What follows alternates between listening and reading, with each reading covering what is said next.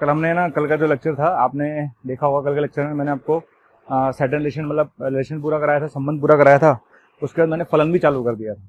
ठीक है, फलन की परिभाषा क्या होती है, फलन क्या होता है, फलन को चेक कैसे करते हैं, हाउ टू चेक फंक्शन, मैंने ये सब आपको बताया, राइट। उसमें ग्राफिकल तरीका बताया था, है ना। अब इसके बाद आता है, देखिए मैंने आपको प्रांत बताया था लास्ट टॉपिक, तो प्रांत क्या होता है, सहप्रांत क्या होता है, पैसर क्या होता है। ठीक, अब मुझे इसके आगे जाना है ना। अब इसके आगे जाने में क्या होगा, जब मैं प्रांत की क्वेश्चन कराऊंगा, तो डेफिनेटली वहां पर इनइक्वालिटीज को सॉल्व करना आना चाहिए, क्योंकि जब तक आप इनइक्वालिटी को सॉल्व करना नहीं जानते आप आगे नहीं बढ़ सकते। तो मेरे को भी सबसे पहले आपको क्या सिखाना पड़ेगा, सबसे पहले मुझे आपको इनइक्वालिटीज को सॉल्व करना सिखाना पड़ेगा, यानी असमीकरणों को हल करना सिखाना पड़ेगा। क्लियर। तो उसके लिए मैं आपको बताऊंगा वेवी कर्व मेथड। क्या बताऊंगा, वेवी कर्व मेथड बताऊंगा। ठीक, तो सबसे पहले ध्यान रखें, हमारा जो टॉपिक था फंक्शन ही था, फंक्शन ही चल रहा है। फंक्शन में ही मैं आपको एक चीज बताने वाला हूं, क्योंकि वैसे तो देखिए आप लोग 12th क्लास में हैं, ये टॉपिक 11th क्लास में पढ़ाया जाता है, फिर भी बहुत सारे बच्चे ऐसे होंगे जिन्होंने 11th में नहीं पढ़ा होगा, राइट। तो ये मानते हुए कि चूंकि आपने 11th में नहीं पढ़ा होगा, इसलिए मैं आपको ये टॉपिक पढ़ा रहा हूं, और ये आना जरूरी है, क्योंकि इसके बिना मैं प्रांत के क्वेश्चन नहीं कर पाऊंगा, राइट। तो चलिए सबसे पहले बात करते हैं। ठीक है, प्रांत, सहप्रांत और पैसर की मैं बात कर चुका था। ये बात मैं लिखवा के गया था लास्ट लेक्चर में कि सहप्रांत सदैव, सॉरी, पैसर सदैव सहप्रांत का उपसमुच्चय होता है, ये बात मैं लिखवा चुका हूं। इसके आगे मैं आपको बता रहा हूं अंतराल।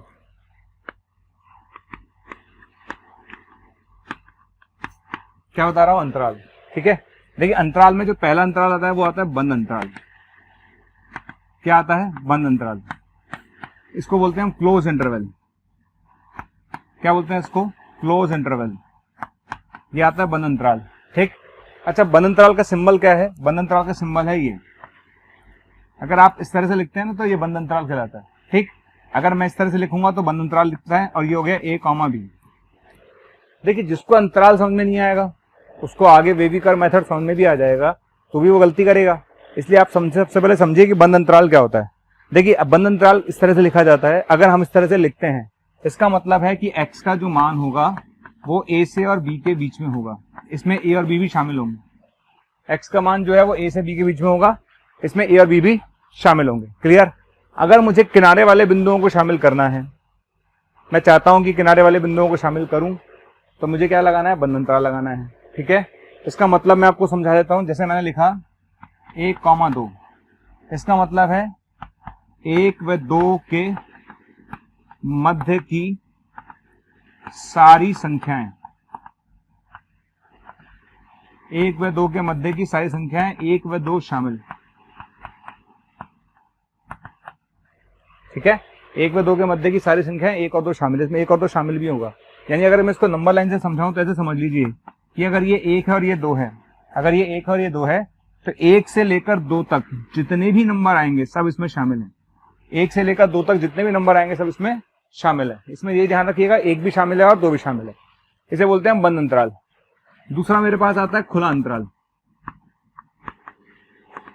दूसरा मेरे पास आता है खुला अंतराल। ठीक है, खुला अंतराल को हम बोलते हैं ओपन इंटरवल। क्या बोलते हैं, ओपन इंटरवल। देखिए ओपन इंटरवल के 2 सिंबल हैं। कौन कौन से 2 सिंबल हैं, या तो आप ऐसे लिख दीजिए या फिर आप ऐसे लिख दीजिए। क्लियर है, इन दोनों में से कोई भी सिंबल यूज करेंगे, इसका मतलब सिंबल किसका है, खुले अंतराल का। ठीक, तो खुले अंतराल या तो आप ऐसे लिखिए या फिर आप ऐसे लिखिए। ठीक, अच्छा खुले अंतराल में और बंद अंतराल में अंतर क्या है, खुले अंतराल और बंद अंतराल में अंतर है, अगर मैंने इस तरह से लिखा हुआ है तो इसका मतलब है x का मान a से और b के बीच में होगा।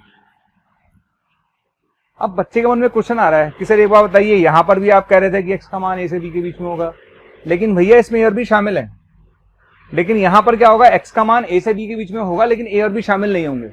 मतलब अगर मैंने लिखा 1, 2, इसका मतलब है 1 व 2 के बीच की सारी संख्याएं, 1 व 2 के बीच की सारी संख्याएं, 1 व 2 शामिल नहीं हैं। क्लियर है, 1 व 2 के बीच की सारी संख्याएं लेकिन 1 और 2 शामिल नहीं है। ठीक, तो दोनों में डिफरेंस समझ में आ गया। अगर मैं चाहता हूं कि मुझे a और b लेना है, दोनों लेने हैं, तो मुझे बंद लगाना है। ओके, मैं चाहता हूं सिर्फ a और b के बीच का लेना है, a और b नहीं लेना है, तो मुझे खुला अंतराल लगाना है। ठीक, अच्छा तीसरा इसमें आता है, वो आता है अर्ध खुला और बंद अंतराल। तीसरा कौन सा आता है? अर्ध खुला और बंद अंतराल। थर्ड हमारे पास आता है अर्ध खुला ऑब्लिक बंद अंतराल, राइट। तीसरा मेरे पास आता है अर्ध खुला और बंद अंतराल। इसका मतलब पता है क्या? आधा खुला और आधा बंद हो, है ना।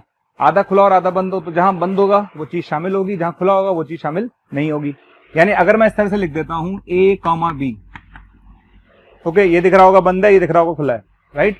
ये बंद है और ये खुला है, तो बंद है मतलब वो शामिल है, और जहां खुला है वो शामिल नहीं। यानी ए से लेकर बी के बीच की सारी संख्याएं जिसमें ए शामिल है और बी शामिल नहीं है, ए शामिल और बी शामिल नहीं है। क्लियर? जैसे एग्जाम्पल के तौर पर मैं बोलूं आपसे 1,2, इसका क्या मतलब है?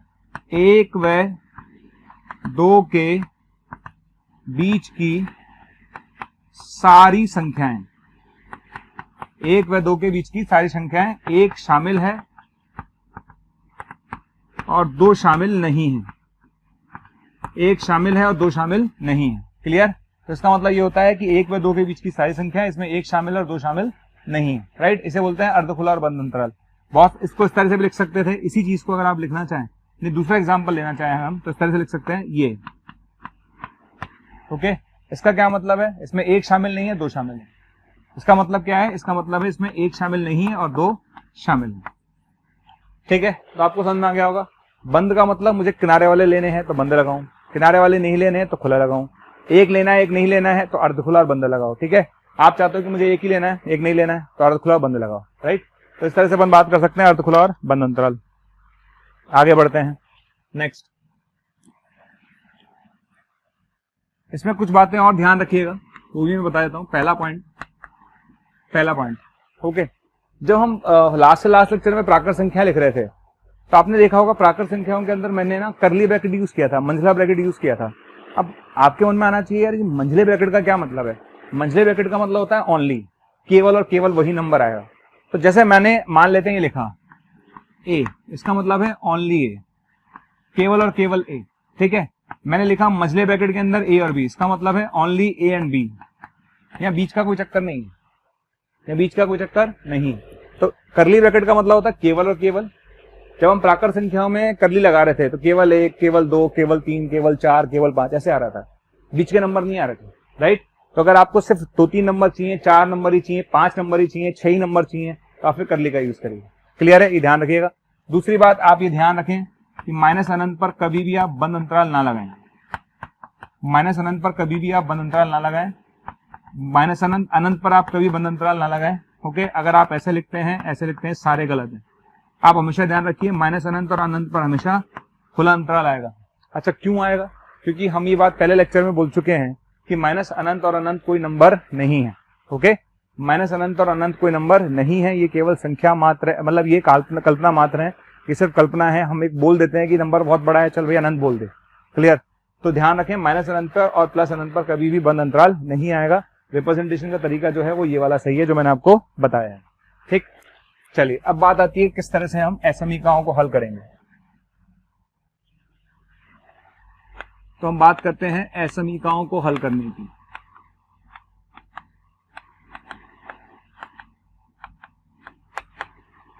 अब मैं बात करूंगा असमीकाओं को हल करने की।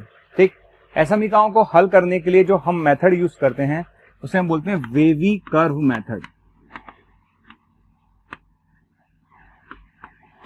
ये इसका नाम है ना। इस मेथड का हम यूज करते हैं, राइट। देखिए, अगर मुझे असमीकाओं को हल करना है तो असमीकाओं को हल करने के लिए मैं इस मेथड का यूज करता हूं। अच्छा, कैसे करना है मैं आपको लिखवा देता हूं, आप लिखते जाइए और उसके बाद फिर अपन स्टार्ट करेंगे, राइट।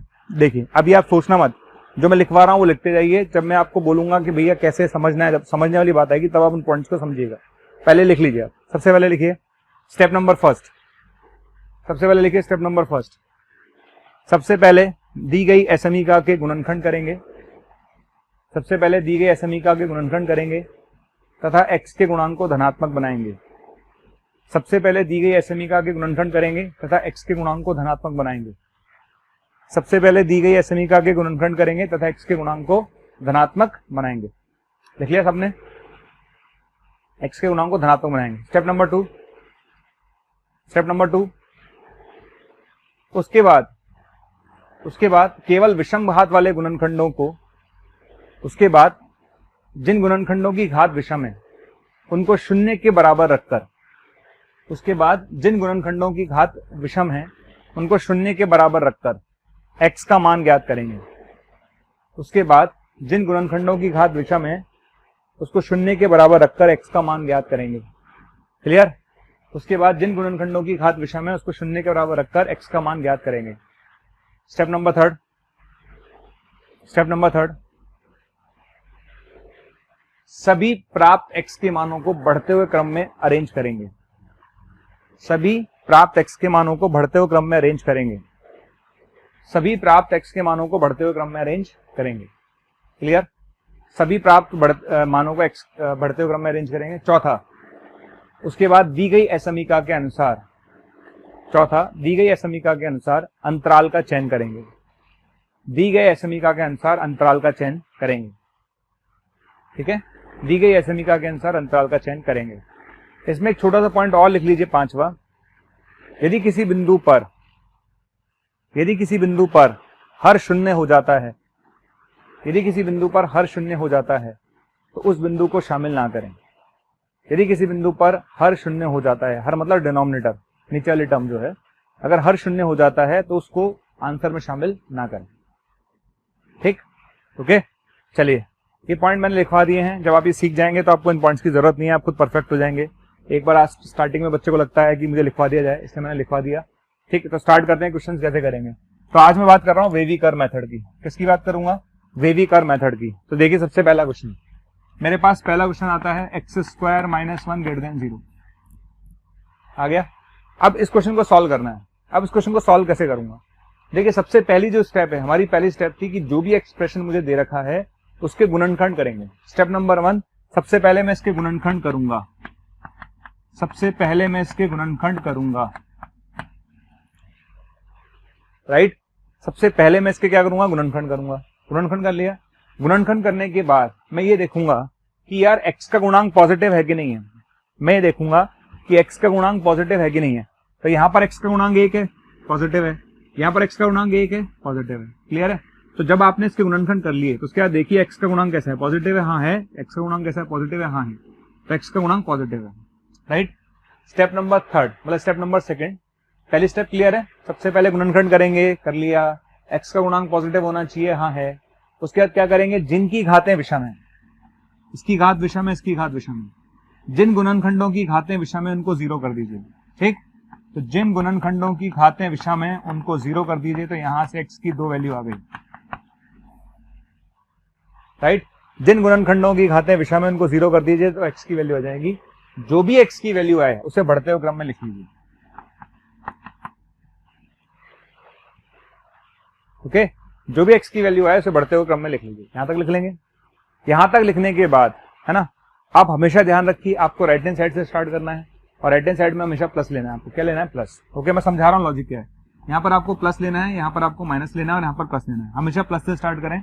जो कंडीशंस अगर मैंने बताई हैं, अगर आप उसे फुलफिल करते हैं तो हमेशा प्लस से चालू करें। ठीक? अगर किसी को बच्चे को दिमाग में आता है कि सर आपने प्लस से चालू क्यों किया, तो उसका बहुत सिंपल सा लॉजिक है। ये 1 है, 1 से बड़ा कोई भी नंबर ले लो, 1.1 ले लो, 1.2 ले लो, कुछ भी ले लो आप। 1 से बड़ा कोई भी नंबर ले लो और 1 से बड़ा कोई भी नंबर यहां रखोगे, ये पॉजिटिव आएगा। 1 से बड़ा कोई भी नंबर यहां रखोगे, पॉजिटिव आएगा। तो 1 से बड़े पर ये भी पॉजिटिव है और ये भी पॉजिटिव है, तो ये पॉजिटिव आएगा। -1 से 1 में कोई भी नंबर ले लो आप, 0 ले लो। तो -1 से 1 में अगर मैं 0 लूंगा तो ये टर्म कैसी आ रही है? पॉजिटिव। ये टर्म कैसी आ रही है? नेगेटिव। तो माइनस आएगा। क्लियर है? तो इस तरह से हम साइन सेलेक्ट करते हैं, है ना। तो हम क्या करेंगे? प्लस से स्टार्ट करेंगे, प्लस, माइनस और प्लस। ओके?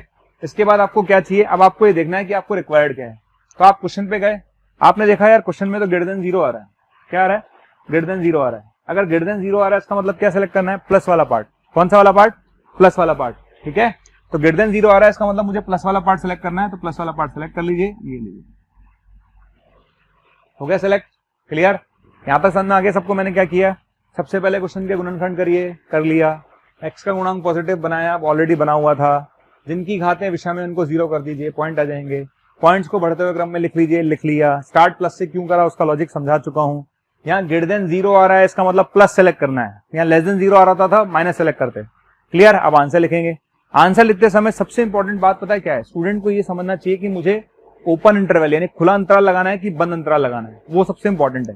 देखिए आपका आंसर क्या होगा, -1 के पीछे माइनस अनंत आएगा, -1 के पीछे माइनस अनंत, तो माइनस अनंत से -1, ओके, माइनस अनंत से -1, ओके। चूंकि यह बराबर का चिन्ह नहीं है, चूंकि यह बराबर का चिन्ह नहीं है, इसका मतलब मुझे इस पॉइंट को शामिल नहीं करना। चूंकि यहां पर इक्वल का साइन नहीं है, इसका मतलब मुझे इस पॉइंट को इंक्लूड नहीं करना। तो आप ध्यान रखना, जब इस पॉइंट को इंक्लूड नहीं करना तो क्या लगाएंगे, खुला, ओके। यहां पर बराबर का चिन्ह नहीं है, इसका मतलब इस पॉइंट को इंक्लूड नहीं करना। ये आपका आंसर आएगा। तो इसका आंसर आ जाएगा -∞ से -1 यूनियन 1 से इंफिनिटी। इस तरह से आप निकाल सकते हैं। तो ये तरीका है क्वेश्चन को सॉल्व करने का। और देखते हैं एग्जाम्पल्स, बहुत सारे एग्जाम्पल्स हैं मेरे पास। x³ - 6x² + 11x - 6 > 0।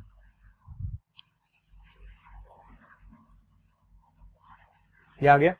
सबसे पहले आप इसके फैक्टर करेंगे, तो इसके फैक्टर हो गए x - 1 x - 2 x - 3 > 0।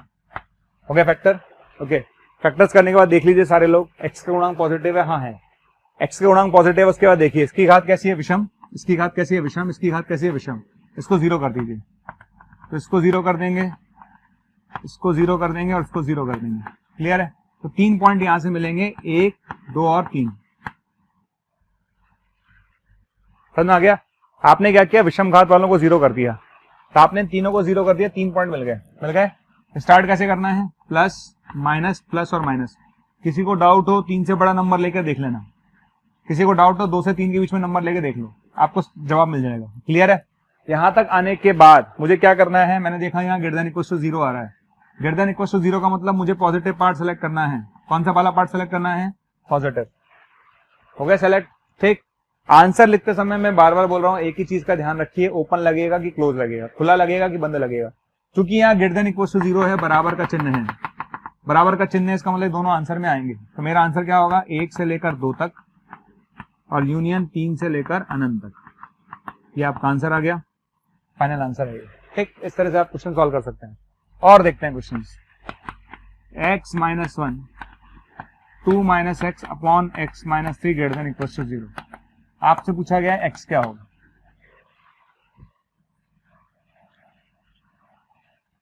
चलिए आइए नेक्स्ट क्वेश्चन पर चलते हैं। ये क्वेश्चन आ गया है ना।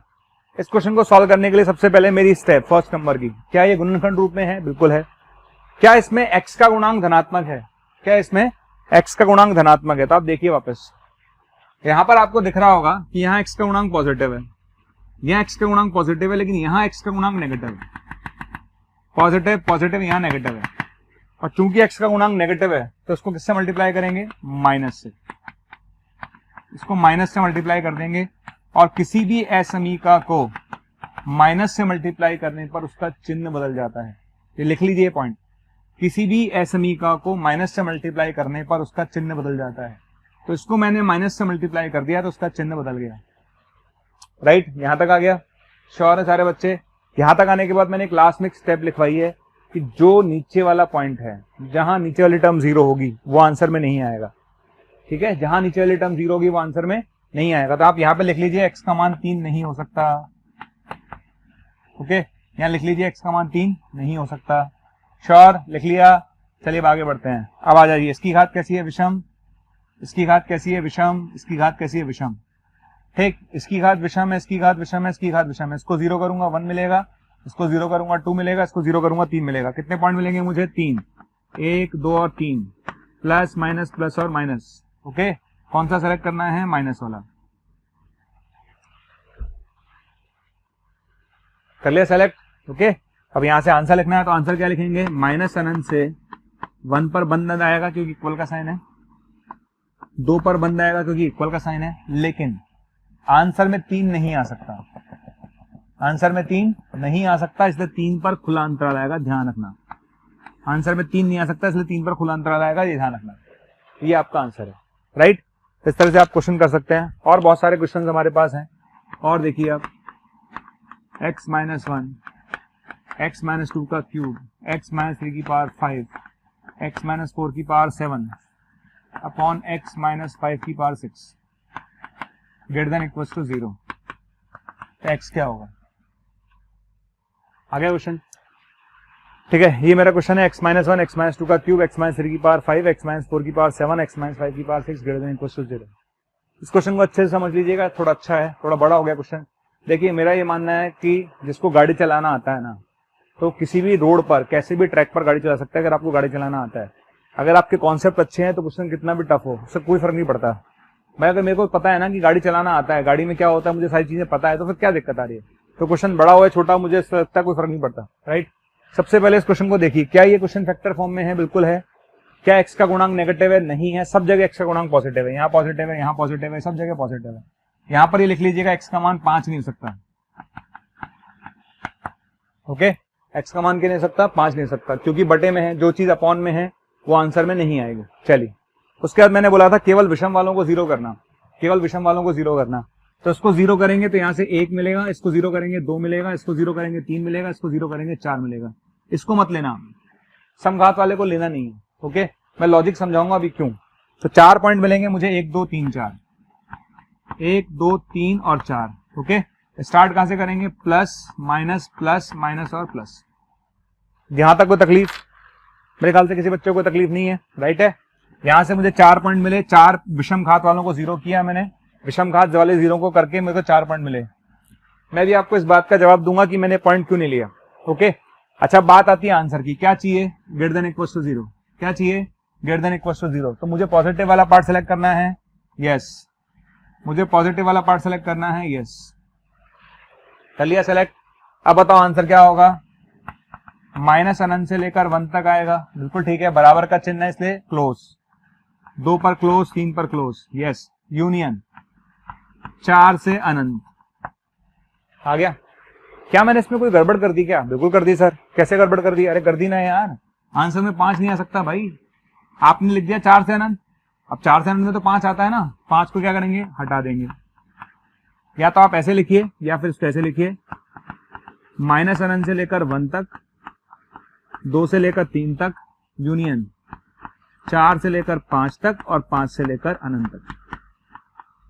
ओके, ये ध्यान रखना, 5 पर ओपन है, इसका मतलब 5 शामिल नहीं है। तो आप ऐसे लिखें तो भी ठीक है, और कोई बच्चा ऐसे लिखता है तो भी ठीक है। ओके, अब एक छोटी सी चीज मैं यहाँ पर एक्सप्लेन कर दूं आपको, ताकि कंफ्यूजन ना रहे।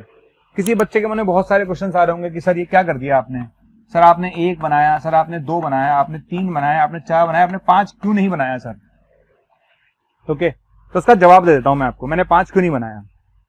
देखिए, 5 से बड़ा कोई भी नंबर ले लो आप, 5 से बड़ा कोई भी number, what ever you like, कोई भी नंबर आप लेना चाहें ले लीजिए। 5 से बड़ा नंबर लूंगा, positive positive positive positive positive, definitely positive आएगा, आएगा। अच्छा, अब 5 से जस्ट छोटा, 4 से 5 के बीच में, 4 से 5 के बीच में कोई भी नंबर ले लो, 4 से बड़ा 5 से छोटा, 4 से बड़ा पॉजिटिव पॉजिटिव पॉजिटिव पॉजिटिव, और ये पॉजिटिव आएगा क्योंकि पावर 6 है, ठीक है।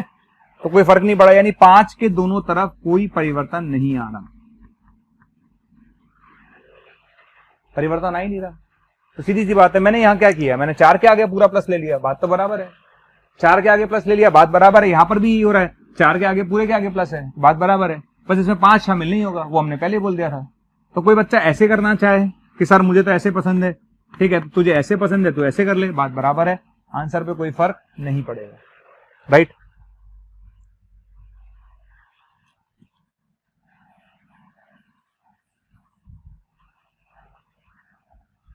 हम चलते हैं नेक्स्ट क्वेश्चन पर।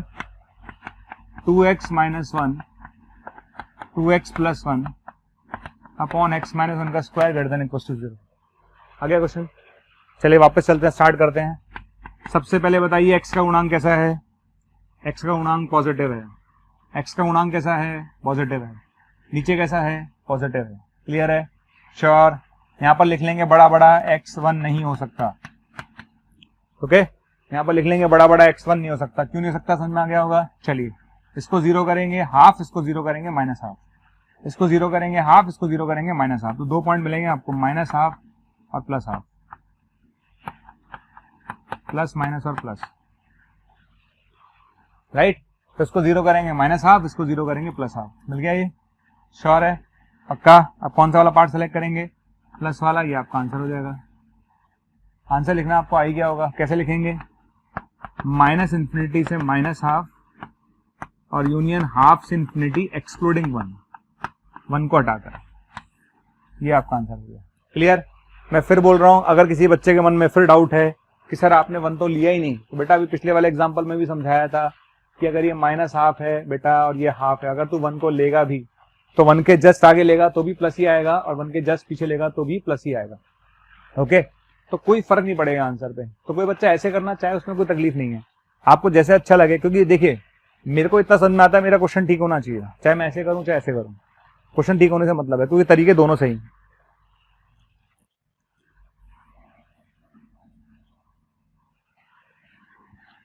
अब इसमें एक क्वेश्चन आता है, ये क्वेश्चन अच्छा है, देखिए x - 1 x - 2 का स्क्वायर x - 3 लेस देन 0, और एक क्वेश्चन है x - 1 x - 2 का स्क्वायर और x - 3 less than equal to 0।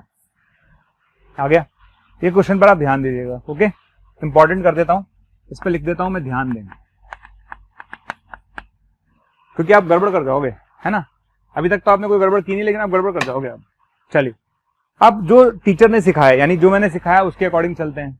मैं आपसे बोल रहा हूं कि भैया समघात वाले को तो ले ही मत, तो यहां से मिलेगा 1, यहां से मिलेगा 3, 2 पॉइंट मिलेंगे, दोनों को बढ़ते हुए क्रम में लिख दिया, प्लस माइनस और प्लस।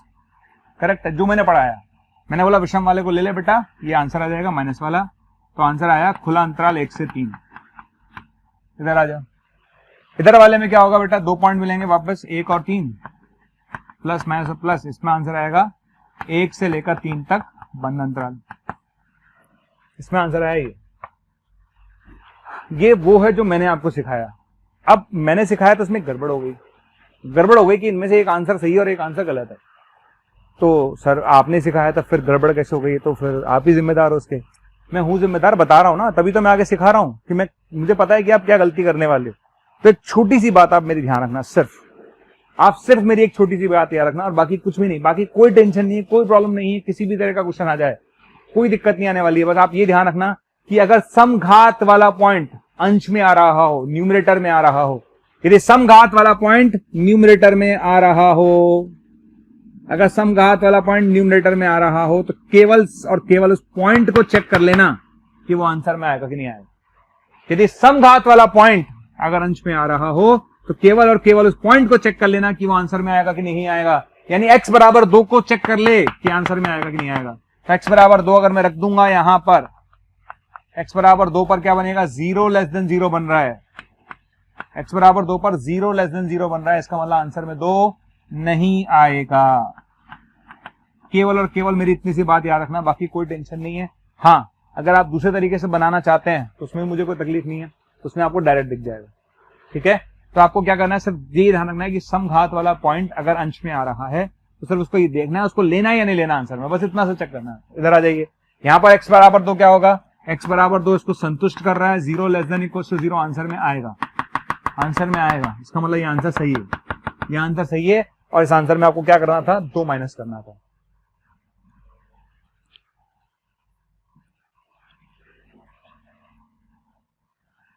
और देखिए आप एग्जांपल्स, जैसे मेरे पास ये एग्जांपल आया, x - 1 का स्क्वायर, x - 2 का square, x - 9 greater than equal to 0 आ गया।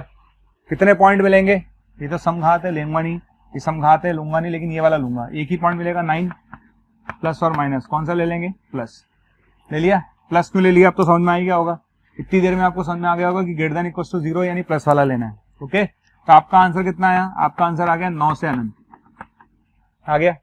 फिर मैंने क्या बोला था, भैया ध्यान रख मेरी बात, अगर समघात ऊपर आ रहा हो तो सिर्फ चेक कर ले कि आंसर में आएगा कि नहीं आएगा।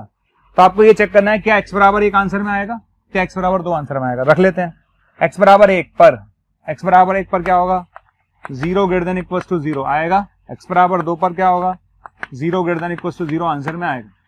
यानी मेरे आंसर में 1 भी आएगा और 2 भी आएगा। समझ में आ गया, मेरे आंसर में 1 भी आएगा और 2 भी आएगा।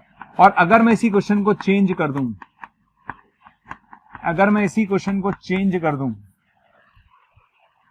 अगर मैं इसी क्वेश्चन को चेंज कर दूं, तो यहां से आपको दिख रहा होगा कि एक ही पॉइंट मिलेगा 9, मिल गया, एक ही पॉइंट मिलेगा 9, ठीक है। यहाँ लेस देन 0 दिख रहा होगा, लेस देन 0 मतलब मुझे ये सेलेक्ट करना है। यहां पर आपको लेस देन 0 दिख रहा है, मतलब मुझे ये सेलेक्ट करना है तो यहां से आंसर आएगा -1 से लेकर 9 तक। आ गया। फिर बार बार एक ही बात चेक कर भैया, चेक कर। x बराबर 1 चेक कर, x बराबर 1 पर 0 लेस देन 0 संभव नहीं है, x बराबर 2 पर 0 लेस देन 0 संभव नहीं है। तो क्या मेरे आंसर में 1 और 2 आएगा? नहीं आएगा। तो यानी मेरे आंसर में से मुझे 1 और 2 घटा देना पड़ेगा। ये लीजिए, समझ में आ गया? तो इस तरह से आप आंसर निकाल सकते हैं, सिंपल है। तो एक छोटी सी बात ध्यान रखने के लिए बोला है मैंने, बाकी किसी भी क्वेश्चन में एसएमई का कोई भी क्वेश्चन उठा लो आप दुनिया का, कहीं कोई तकलीफ नहीं है, किसी बच्चे को कोई तकलीफ नहीं आती।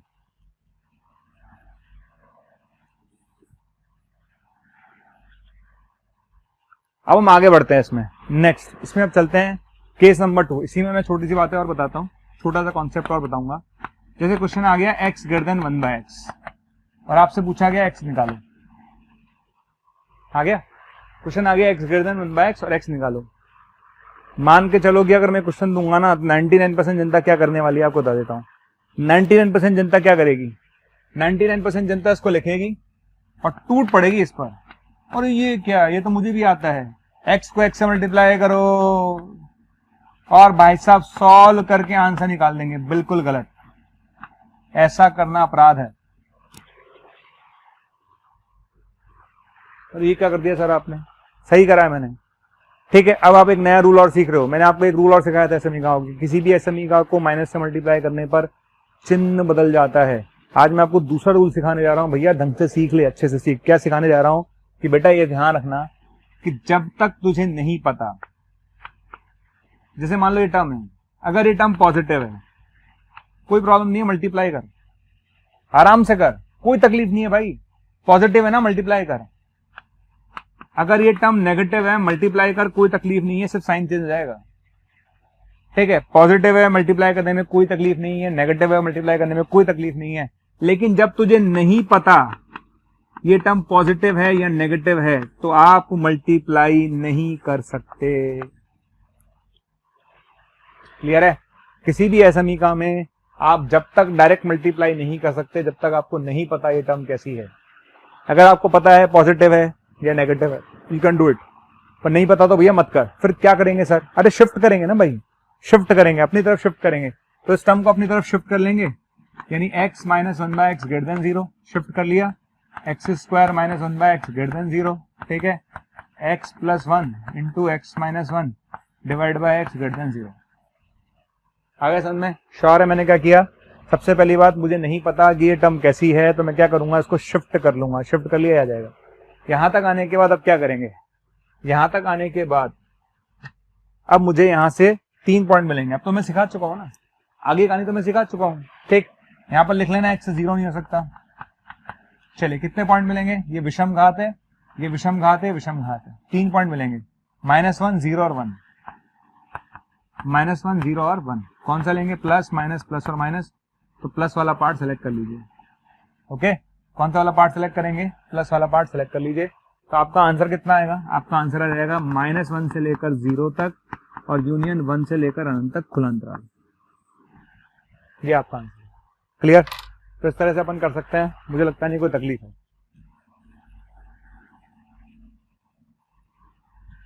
और बढ़ते हैं आगे, नेक्स्ट क्वेश्चन पे चलिए। नेक्स्ट क्वेश्चन है x minus 1 upon x minus 2 greater than equals to 2। x क्या होगा?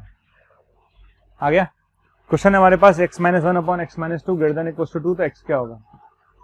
अब जैसे ये क्वेश्चन आया, ठीक, सबसे पहले मैं सोचता हूं कि क्या मैं इसको सॉल्व कर सकता हूं। आइए देखते हैं। क्या भैया तुझे ये टर्म पता है पॉजिटिव है कि नेगेटिव है? नहीं पता, मुझे तो नहीं पता, मेरे को लगता है आपको भी नहीं पता। नहीं पता ना यार ये टर्म पॉजिटिव है कि नेगेटिव है। और जब मुझे नहीं पता कि ये टर्म पॉजिटिव है या नेगेटिव है, तो सबसे पहले हम क्या करेंगे, सबसे पहले हम शिफ्ट करेंगे। फर्स्ट ऑफ ऑल आप ये देखिए कि मुझे नहीं पता ये टर्म कैसी है, तो हम क्या करेंगे, शिफ्ट करेंगे। कर देंगे शिफ्ट। शिफ्ट करने का तो आप एलसीएम ले लीजिए, तो x minus 1 minus 2x plus 4 upon x minus 2 ये आएगा। तो यहां से आएगा minus x plus 3 upon x minus 2 greater than equal to 0, ये आ जाएगा। आगे यहां तक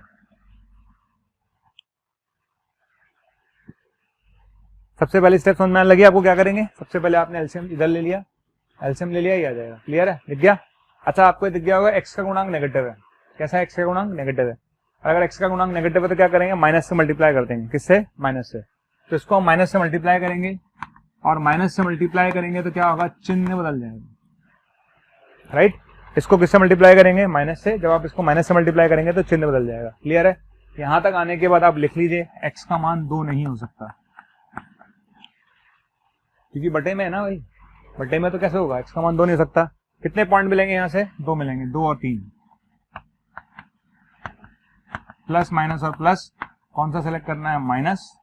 तो आंसर कितना आएगा? आंसर आएगा 2 पर खुला अंतराल और 3 पर बंद अंतराल। ठीक, एक चीज और, ये जो अंतराल में लगा रहा हूं ना, इसकी इंपॉर्टेंस समझ लेना आप। जगह नहीं है वहां पे गलती की। एक ऑप्शन ऐसा होगा जिसमें यहाँ खुला यहाँ बंद होगा, एक ऑप्शन ऐसा होगा जहाँ यहाँ पर बंद होगा यहाँ खुला होगा। आपने बंद की जगह खुला और खुले की जगह बंद लगा दिया, आपका गेम हो गया। समझ में आ गया ना? तो ध्यान से देख लो मैं कैसे कर रहा हूँ। और जब मैं डोमेन के क्वेश्चन कराऊंगा यानी प्रांत के क्वेश्चन कराऊंगा तो उस समय धड़ाधड़ लिखा करूंगा, मैं जल्दी जल्दी लिखूंगा, क्योंकि मैं मान के चलूंगा अभी आ गया ना, सिखा दिया ना। ठीक, तो उस समय आप ध्यान रखिएगा इस बात का। इसलिए आराम से समझ लीजिए, इसमें किसी तरह की दिक्कत हो तो आप मुझसे पूछ सकते हैं। राइट, चलिए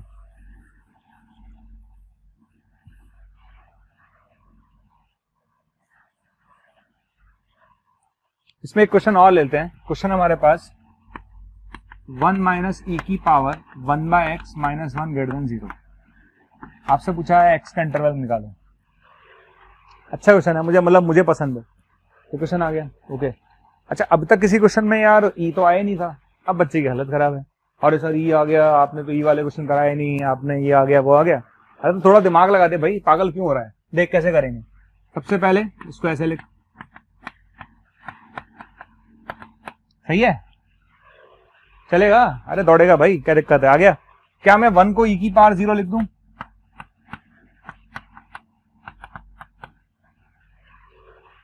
क्या मैं 1 को ई की पावर 0 लिख दूं? बिल्कुल लिख सकते हैं सर, कोई तकलीफ नहीं है। Now you can compare, just compare. आप कंपेयर कर लीजिए, आप कर लें कंपेयर। तो मैं कंपेयर करूंगा, चूंकि ये भी ई है और ये भी ई है, तो मैं इसको कंपेयर कर लूंगा। तो कंपेयर करेंगे तो क्या आएगा? 0 greater than 1 by x minus 1। Compare कर लिया हमने। कंपेयर करके हमें मिलेगा 0 greater than 1 minus x by x. आ गया? इसको माइनस से मल्टीप्लाई कर लेते हैं, साइन चेंज हो जाएगा। इसको माइनस से मल्टीप्लाई करेंगे, साइन चेंज हो जाएगा। ओके, इसको माइनस से मल्टीप्लाई कर लेंगे तो साइन चेंज हो जाएगा। ओके, कितने पॉइंट मिलेंगे? 2 पॉइंट मिलेंगे। कौन कौन से मिलेंगे? यहां से 0 मिलेगा, यहां से 1 मिलेगा, यहां से 0 मिलेगा, यहां से 1 मिलेगा। ये लीजिए, समझ में आ गया?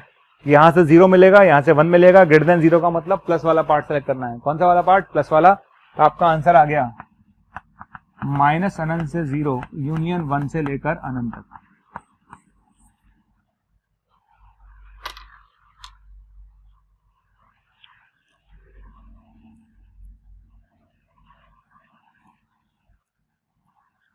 अब हम चलते हैं केस नंबर 3 पर।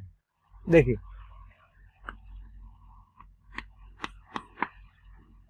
केस नंबर 3 में मैं आपको सिर्फ एक ही पार्ट समझाऊंगा, छोटा सा बेसिक, बिल्कुल एक बेसिक मुझे समझाना था। ठीक है, तो केस नंबर 3 में मैंने क्या लिखा है? X square plus x minus 2 greater than equal to 0 and x square minus 1 less than equal to 0। आपको बताना है एक्स क्या होगा। ठीक है, क्वेश्चन समझ में आ गया? क्वेश्चन क्या है? क्वेश्चन है x square plus x minus 2 greater than equal to 0 and x square minus 1 less than equal to 0, तो एक्स क्या होगा। ठीक है, तो अपन क्या करेंगे? अपन दोनों को सॉल्व करेंगे। सबसे पहले मैंने इसको सॉल्व कर लिया। ओके, इसको सॉल्व करूंगा तो क्या आएगा? इसको सॉल्व कर लेंगे तो क्या आ जाएगा? X plus 2 x minus 1 greater than equal to 0। आ गया? कितने पॉइंट मिलेंगे भाई? 2, -2 और 1। अब तो समझ में आने लग गया होगा भाई, इतनी देर हो गई, एक ही चीज बार बार बताया जा रहा हूं, तो समझ में आने लगा होगा कि सर ने बोला था फैक्टर करो, सर ने बोला था साइन डायग्राम बनाओ, चिन्ह डायग्राम बनाओ, बना लिया। प्लस वाला सेलेक्ट करना है, क्यों करना है समझ में आ गया होगा। तो ये आ गया माइनस अनंत से -2 और 1 से अनंत। आ गया वाला पार्ट? क्लियर है? अब इस वाले पार्ट के बाद मैं इस वाले पार्ट पे जा रहा हूँ। राइट, इस वाले पार्ट के बाद मैं इस वाले पार्ट पे जा रहा हूँ। किस वाले पार्ट पे जा रहा हूँ? तो x square minus 1 less than equal to 0। Okay, इसके फैक्टर कर लेता हूँ। X plus 1 into x minus one less than equal to 0। तो यहां से x का जो मान आएगा वो आएगा -1 से लेकर 1 तक। आ गया? तो यहां से x का मान जो आएगा -1 से 1 तक आएगा। तो मेरे ख्याल से क्लियर है, दोनों चीजें आपको दिख गई होंगी, है ना। अब देखिए क्या है, एंड लगा हुआ बीच में। एंड का मतलब वो होता है जो दोनों को सेटिस्फाई करे, है ना। एंड का मतलब वो है जो दोनों को सेटिस्फाई करे। तो अब मुझे वो आंसर लेना है जो दोनों को सेटिस्फाई करे, राइट। तो एक आंसर तो मेरा ये आया, एक आंसर इसका ये आया। अब दोनों का कॉमन लेना है, कॉमन। तो कॉमन लेना सिखा रहा हूं मैं, अच्छे से देखना मैं कॉमन लेना कैसे सिखा रहा हूं। ये पार्ट दिमाग मत लगाना, क्योंकि जब जब आप लोगों ने दिमाग लगाया तूफान आया है। तूफान नहीं लाना मुझे, सिंपल सा तरीका है, दिमाग लगाना नहीं है। ये -2 और ये 1 लिख ले, लिख लिया? -2 और 1 लिख ले। ये कहता है 1 से अनंत चलो, 1 से अनंत चलो, 1 से अनंत चलो। ये कहता है -2 से माइनस अनंत चलो, ठीक है। ये कह रहा है भैया 1 से अनंत चलो, ये कहता है -2 से माइनस अनंत चलो। श्योर? पक्का? अब दूसरे पर आ जा। दूसरा वाला कहता है -1 से 1। कहां से कहां तक? -1 से 1, -1 से 1, -1 से और 1 तक, -1 से 1 तक।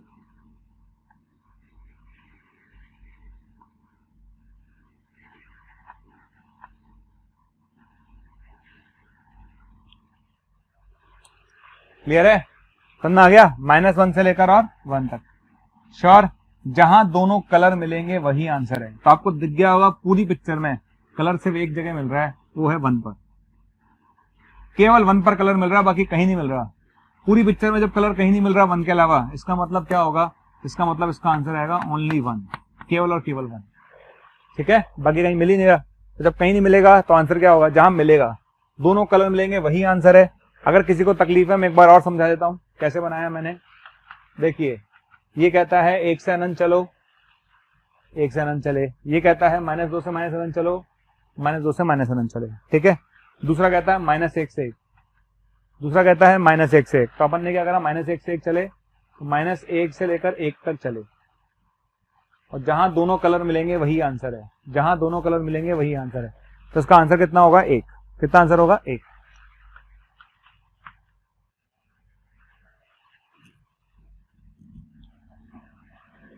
चलिए अब हम चलते हैं केस नंबर 4 पर, एक छोटा सा पार्ट और, उसके बाद हम आगे मूव करेंगे चैप्टर में।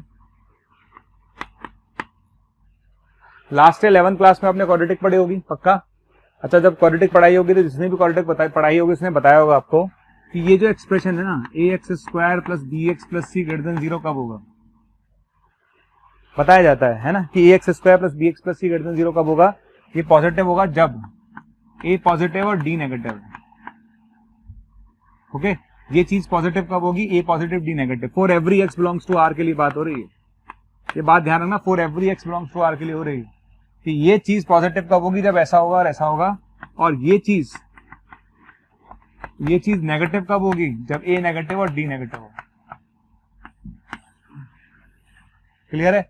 तो ये चीज पॉजिटिव कब होगी? जब ऐसा और ऐसा हो, और ये चीज नेगेटिव कब होगी? जब ऐसा और ऐसा हो। दोनों केस में d नेगेटिव है। पॉजिटिव वाले केस में a पॉजिटिव है, नेगेटिव वाले केस में a नेगेटिव है। और for every x belongs to r, प्रत्येक x जो कि r का सदस्य है, प्रत्येक x जो कि r का सदस्य है। अब इधर आ जाइए, इसको समझ लेते हैं, है ना। देखिए, ये जो ऊपर वाली बात है इसका मतलब समझे, ग्राफ ऐसा होगा, a पॉजिटिव d नेगेटिव। और जो नीचे वाली बात है ना उसको समझ लीजिए, ग्राफ कैसा होगा? ग्राफ ऐसा होगा, a नेगेटिव d नेगेटिव, ठीक। अब मैं इसको क्यों ले रहा हूं? क्योंकि मुझे 1-2 क्वेश्चन बताने हैं आपको, जरूरी है, सीख लेते हैं। तो 1-2 क्वेश्चन के लिए मैं आपको बता रहा हूं, देखिए कैसे करना है। जैसे मान लेते हैं मैंने क्वेश्चन ले लिया 5/x² + x + 1 > 0, और आपसे पूछा गया x बताओ क्या होगा। आगे क्वेश्चन क्या है? 5/x² + x + 1 > 0, तो x क्या होगा? ठीक, आपने स्टार्ट किया इस क्वेश्चन को, है ना। जब आप इस क्वेश्चन को स्टार्ट करेंगे तो आपने देखा यार ये वाली टर्म तो पॉजिटिव है ना, पॉजिटिव, ठीक है सर ये बताइए कि सर इस टर्म का क्या होगा? तो एक काम करते हैं, क्योंकि ये क्वाड्रेटिक है, इसका a 1 है और इसका d आ रहा है नेगेटिव। चूंकि ये एक्सप्रेशन जो आप देख रहे हैं, इस एक्सप्रेशन का a पॉजिटिव आ रहा है और d नेगेटिव आ रहा है कि नहीं आ रहा? चूंकि इस एक्सप्रेशन का a पॉजिटिव आ रहा है और d नेगेटिव आ रहा है, तो ये एक्सप्रेशन x के प्रत्येक मान के लिए पॉजिटिव है। x के प्रत्येक मान के लिए पॉजिटिव है। समझ में आ गया? चूंकि इस एक्सप्रेशन का ये पॉजिटिव आ रहा है, d नेगेटिव आ रहा है, इसका मतलब ये एक्सप्रेशन a के x के प्रत्येक मान के लिए पॉजिटिव है। अब आप ये समझना, जो मैं समझाना चाह रहा हूं उसको समझने की कोशिश करना कि भैया ये वाली टर्म पॉजिटिव थी और ये वाली टर्म भी पॉजिटिव है। ये वाली टर्म पॉजिटिव थी और ये वाली टर्म भी हमेशा पॉजिटिव है।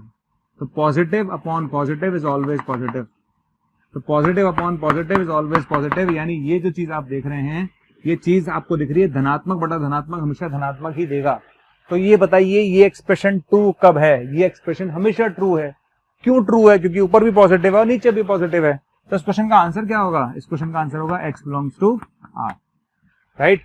x के प्रत्येक मान के लिए कैसा होगा? ये पॉजिटिव होगा। चलिए, तो इस तरह से हम क्वेश्चंस कर सकते हैं, है ना?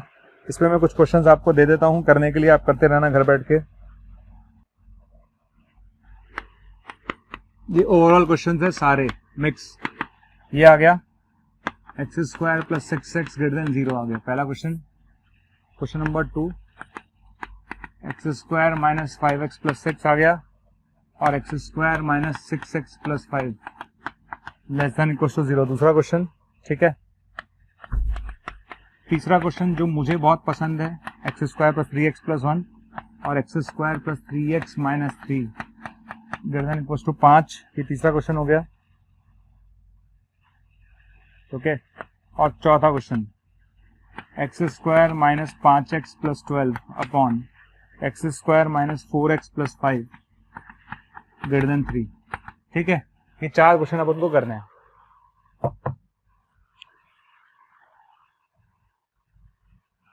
शुरू किया जाए, पहले वाले पर आ जाइए। चले पहले वाले पर, फर्स्ट क्वेश्चन पे चलते हैं हम लोग। फर्स्ट क्वेश्चन पे चले गए, इसके फैक्टर कर लेते हैं। क्या कर लेते हैं? फैक्टर, है ना? तो इसके फैक्टर हो जाएंगे x माइनस 3 और x प्लस 2। मल्टीप्लाई करके देखिए फैक्टर सही हो रहे हैं, बिल्कुल ठीक है। इसके फैक्टर हो गए, यहाँ से x कॉमन आ जाएगा। क्या कॉमन आ जाएगा? x। यहाँ से x कॉमन आ जाएगा, ये आ जाएगा, राइट? उस वाले के फैक्टर कर लीजिए, ये आ जाएगा। तो दिक्कत है नहीं, आ गया। यहाँ तक आने के बाद मैं क्या करूंगा? इसका चिन्ह डायग्राम बना लेता हूँ। क्या बना लेता हूँ? चिन्ह डायग्राम। तो यहाँ से क्या मिलेगा मुझे? 3। यहाँ से क्या मिलेगा? -2। यहाँ से 0, यहाँ से -6। 4 पॉइंट मिल रहे हैं, -6, -2, 0 और 3, प्लस माइनस प्लस माइनस और प्लस। कौन सा सेलेक्ट करेंगे? Plus, right? तो यहाँ से 4 पॉइंट मिलेंगे, चारों पॉइंट को अपने ड्रॉ कर दिया और यहाँ से साइन डायग्राम बना लिया, आपका आ जाएगा। क्लियर है? आंसर लिखना आप सीख ही चुके हैं। क्या आंसर आएगा? माइनस अनंत से -6 आएगा, यूनियन -2 से 0 आएगा और यूनियन 3 से अनंत आएगा। ये आपका आंसर आ जाएगा। सेकंड वाले क्वेश्चन पर आ जाइए। सेकंड वाले क्वेश्चन में इसके फैक्टर करिए। तो इसके फैक्टर होंगे x माइनस 2, x माइनस 3। हो गए? इसके फैक्टर करिए। इसके फैक्टर होंगे x माइनस 1 और x माइनस 5। हो गए सबके फैक्टर? फैक्टर करने के बाद क्या बनाएंगे? Sign diagram. कितने बनाएंगे साइन डायग्राम? 1 2 3 5। क्लियर है? इसका साइन डायग्राम बना लीजिए 1 2 3 5। क्लियर? कौन सा चाहिए? Less than 0 negative, less than 0 negative. हो गया? आंसर क्या लिखेंगे? आंसर आ गया 1 से लेकर 2 तक, यूनियन 3 से लेकर 5 तक। ये आपका आंसर आ गया। चलिए अब थर्ड क्वेश्चन पर आ जाइए, है ना? थर्ड क्वेश्चन मुझे बहुत पसंद है, बहुत कम लोगों से होता है सॉल्व, हर किसी सॉल्व भी नहीं होगा। स्टार्टिंग की समझ में नहीं आएगी, बहुत बच्चे सोचेंगे यार इसको मल्टीप्लाई कर लेते हैं। एक काम कर तू, ये टर्म यहां भी दिख रही है और ये टर्म यहां भी दिख रही है, उसको टी मान लेते हैं। क्या मान लेते हैं? टी। तो सबसे पहले एक्स स्क्वायर प्लस 3x को मैंने क्या मान लिया? टी मान लिया। अच्छा, टी मानने से क्या होगा? टी मानने से बनेगा t plus 1 t minus 3 greater than equal to 5। यही होगा। क्लियर? इसको मल्टीप्लाई कर लेते हैं, क्या आएगा, टी स्क्वायर आएगा, माइनस 2t आएगा और माइनस का 8 आएगा। ठीक है, चलिए इसके फैक्टर कर लेते हैं, t माइनस 4 और t plus 2 greater than equal to 0। हो गया? वापस t रिप्लेस कर दीजिए, वापस t रिप्लेस कर दीजिए, वापस t रिप्लेस करेंगे तो क्या आएगा, x square plus 3x minus 4 और x square plus 3x plus 2। Sure? इसके फैक्टर हो गए x plus 4 x minus 1 x plus 1 x plus 2 greater than equal to 0। ठीक है, कितने पॉइंट मिलेंगे दिख रहा होगा? अब तो मेरी जरूरत भी नहीं है आपको। अच्छा था क्वेश्चन, लेकिन ये it's a very good question, question बहुत अच्छा है ना, बहुत प्यारा क्वेश्चन था ये। अब इसके आगे कर लेंगे, आप लोग सब कर लेंगे या कराऊं? चलो मैं करा देता हूं। कितने पॉइंट मिलेंगे? 4। कौन कौन से? -4, -2, -1 और 1, प्लस माइनस प्लस माइनस और प्लस। आपको चाहिए प्लस वाला पार्ट। क्लियर? तो आंसर कितना आएगा, -∞ से -4 यूनियन -2 से -1 और यूनियन 1 से ∞। ये इस क्वेश्चन का आंसर है।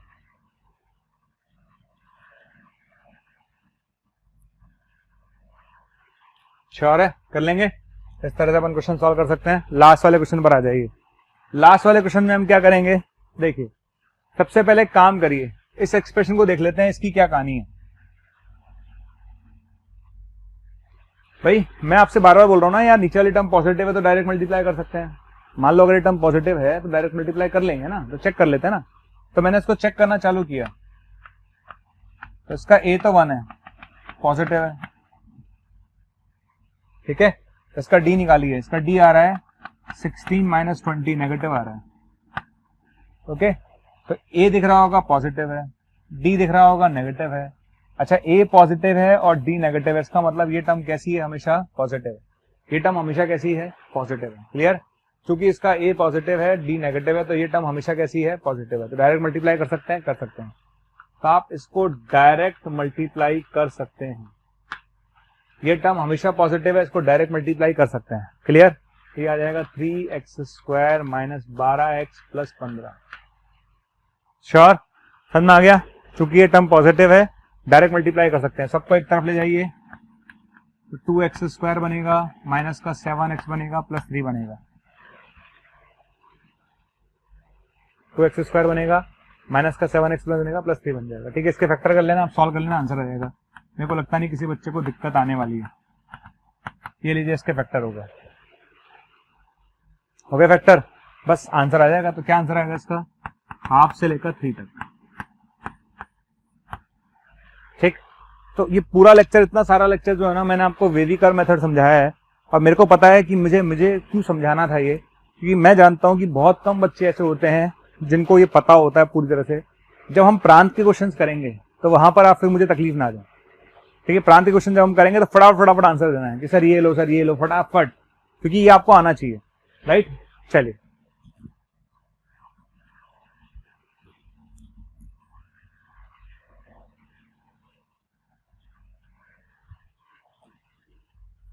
इसके बाद हम आगे बढ़ेंगे, है ना। अब हम बात करते हैं प्रांत की, थोड़ा सा और प्रांत के बारे में पढ़ लेते हैं।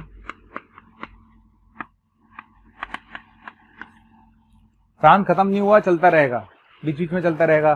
प्रांत के बारे में बात करते रहेंगे। राइट? प्रांत का एक बेसिक आइडिया देता हूं मैं आपको। देखिए, हम जो फंक्शन पढ़ रहे हैं,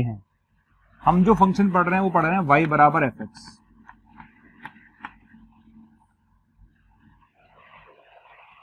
क्लियर है? हम जो भी फंक्शन पढ़ रहे हैं वो कौन सा पढ़ रहे हैं, y बराबर fx पढ़ रहे हैं। यहां पर आपको दो चीजें नजर आ रही होंगी, एक तो y नजर आ रहा है और एक x नजर आ रहा है। राइट? तो y बराबर fx में एक ध्यान रखिए, एक तो होता है इनपुट जो हम देते हैं, एक होता है आउटपुट जो हम लेते हैं। ओके, ये मेरा फंक्शन है y बराबर fx। fx में दो चीजें हैं, एक तो इनपुट है और एक आउटपुट है। इनपुट जो हम देंगे, आउटपुट जो हम लेंगे। ठीक है, इनपुट जो हम देते हैं उसे हम बोलते हैं प्रांत। प्रांत मतलब x की बात हो रही है, क्योंकि जब आप x रखते हो तब आपको y मिलता है ना, y बराबर fx। तो जब हम x रखेंगे तो हमें y मिलेगा। तो इनपुट जो हम देते हैं यानी प्रांत, है ना, जो प्रांत कहलाता है वो। आउटपुट क्या होता है, आउटपुट कहलाता है परिसर। क्या कहलाता है, परिसर। परिसर का मतलब होता है y। क्लियर? तो बातें समझ में आ गई? बात आपको समझ में आ गई होगी कि जो हम इनपुट देंगे वो प्रांत होगा और जो इनपुट देने पे हमें मिलेगा y का मान वो परिसर होगा। क्लियर? तो प्रांत का क्या मतलब हुआ? x के वे सभी संभव मान। ओके, देखिए उस बच्चे को प्रांत समझ में आता है जिसको प्रांत की डेफिनेशन समझ में आती है। मुझे लगता है कि साला फंक्शन का सबसे आसान टॉपिक ही फंक्शन का प्रांत है। क्यों प्रांत सबसे आसान टॉपिक? गली मोहल्ला सब फिक्स है, तुमको देखा ये ख्याल आया, तुमको देखा ये ख्याल आया, तुमको देखा ये ख्याल है, ख्याल बदलेगा ही नहीं, रूल बदलने नहीं है, रूल आना चाहिए बस आपको। अगर आपको रूल याद है ना तो कोई तकलीफ ही नहीं है यार प्रांत में। क्या तकलीफ है? तो रूट को देखा ये ख्याल आने वाला है, लॉग को देखा ये ख्याल आने वाला, फिक्स ख्याल पे चलेगा थ्योरी। ठीक है, तो आसान पार्ट है, सिर्फ थ्योरी समझिए क्या है। प्रांत क्या है? एक्स के वे सभी संभव मान जिनके लिए फलन परिभाषित होता है, जिनके लिए एफ एक्स परिभाषित होता है।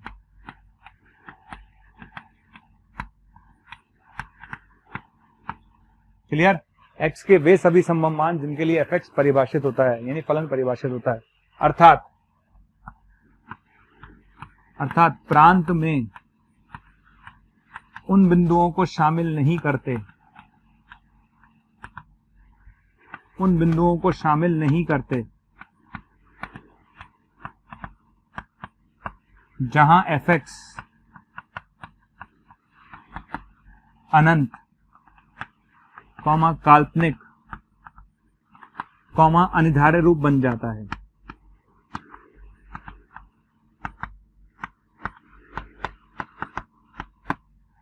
क्लियर?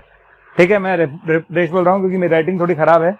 एक्स के वे सभी संभव मान, ठीक है, एक्स के वे सभी संभव मान जिनके लिए एफ एक्स परिभाषित होता है उसे प्रांत कहते हैं। एक्स के वे सभी संभव मान जिनके लिए एफ एक्स परिभाषित होता है उसे प्रांत कहते हैं। अर्थात प्रांत में उन बिंदुओं को शामिल नहीं करते जहां एफ एक्स अनंत कॉमा काल्पनिक कॉमा अनिर्धार्य रूप बन जाता है। अगर किसी पॉइंट पर एफ एक्स की वैल्यू अनंत हो गई तो उस पॉइंट को हम प्रांत में नहीं लेंगे। किसी पॉइंट पर फंक्शन की वैल्यू काल्पनिक हो गई तो उस पॉइंट को हम प्रांत में नहीं लेंगे। किसी पॉइंट पर फंक्शन की वैल्यू अनिर्धार्य रूप बन गई तो उस पॉइंट को हम प्रांत में नहीं लेंगे। हम प्रांत में उन बिंदुओं को शामिल नहीं करते जहां पर एफ एक्स अनंत काल्पनिक या अनिर्धार्य रूप बन जाता है। अगर किसी पॉइंट पर एफ एक्स अनंत काल्पनिक या अनिर्धार्य रूप बन जाता है तो उस पॉइंट को हम प्रांत में शामिल नहीं करते। क्लियर है?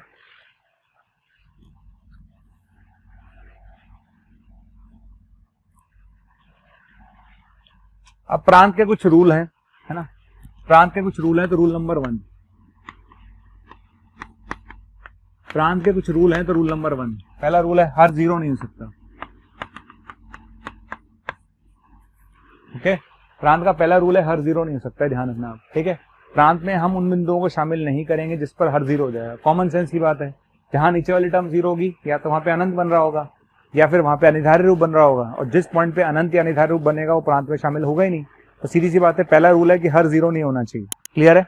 क्या नहीं होना चाहिए? हर जीरो नहीं होना चाहिए। एग्जाम्पल के तौर पर जैसे मैंने क्वेश्चन लिखा x upon x square plus 3x plus 2, आपसे पूछेगा इसका प्रांत निकालो। आ गया क्वेश्चन, ये क्वेश्चन आपके सामने आ गया। क्वेश्चन आ गया x upon x square plus 3x plus 2 का प्रांत क्या होगा। अब मुझे कहीं तकलीफ नहीं है, सिर्फ एक ही जगह तकलीफ है जहां ये टर्म जीरो हो जाएगी, बस, बाकी कहीं तकलीफ नहीं है। तो जहां ये टर्म जीरो होगी वहां अनंत बनेगा, तो वो पॉइंट मेरे आंसर में तो नहीं आएगा। तो सीधी सी बात है, प्रांत क्या होगा? तो प्रांत होगा भैया हर जीरो नहीं हो सकता। तो x square plus 3x plus 2 zero नहीं हो सकता, यानी x का मान -2 और -1 नहीं हो सकता। क्लियर है? यानी मेरे प्रांत में दो बिंदु नहीं आएंगे। तो प्रांत कितना होगा? प्रांत में सब कुछ आएगा लेकिन दो बिंदु नहीं आएंगे, -2 और -1। राइट? अभी मैं सिर्फ बेसिक एग्जाम्पल ले रहा हूं, बिल्कुल छोटे छोटे, फिर हम बड़े एग्जाम्पल्स भी लेंगे। पर अभी आप समझ लीजिए प्रांत का रूल क्या है। रूल समझ में आ गया? प्रांत ये कहता है कि भाई हम उस बिंदु को शामिल नहीं करेंगे जहां ये टर्म जीरो हो जाएगी, बस, दैट्स ऑल। क्लियर? और एग्जांपल देखते हैं। एक्स स्क्वायर -4 अपॉन एक्स -2, आगे। ओके, कुछ बच्चे इंटेलिजेंट टाइप के जो होते हैं ना, वो ज्यादा दिमाग लगा देते हैं क्वेश्चन में, बोलते हैं सर इसका प्रांत आ रहेगा ना। भैया देखो, पहला एक बच्चा कहता है सर आपने जो रूल सिखाया मैं तो वही लगा रहा हूँ। वो कह रहा है सर सीधा, तो मैंने आपने जो रूल सिखाया मैं तो वही लगा रहा हूँ। आपने बोला था हर जीरो नहीं होना चाहिए, बस ये लीजिए सर, मेरा प्रांत तो आ गया r -2। बिल्कुल ठीक है बेटा, एक बच्चा जो इंटेलिजेंट है, दिमाग लगा रहा है, वो कह रहा है अरे इस क्वेश्चन के तो फैक्टर हो जाएंगे, क्या हो जाएंगे, फैक्टर। उसने इसके फैक्टर कर दिए,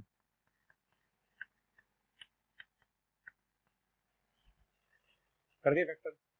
फैक्टर करने के बाद उसने कहा यार एक काम करते हैं, ये तो कैंसिल हो गया भाई साहब। कैंसिल करके महान ने ये लिख दिया। अब उस महान व्यक्ति से मैं पूछना चाहता हूँ, भैया तूने x माइनस टू से x माइनस टू कैंसिल कैसे कर दिया? x माइनस टू से x माइनस टू कैंसिल तभी होगा जब x 2 नहीं है, ठीक है। x माइनस टू से x माइनस टू कैंसिल तभी होगा भैया जब x 2 नहीं है। तो ध्यान रखें, चाहे आप इससे करो चाहे इससे करो, आंसर विल बी सेम। आपके प्रांत में क्या नहीं आएगा, 2 नहीं आ सकता। क्लियर है? तो बताओ प्रांत क्या होगा इसका? प्रांत होगा r माइनस टू। प्रांत क्या होगा? r minus two. Sure?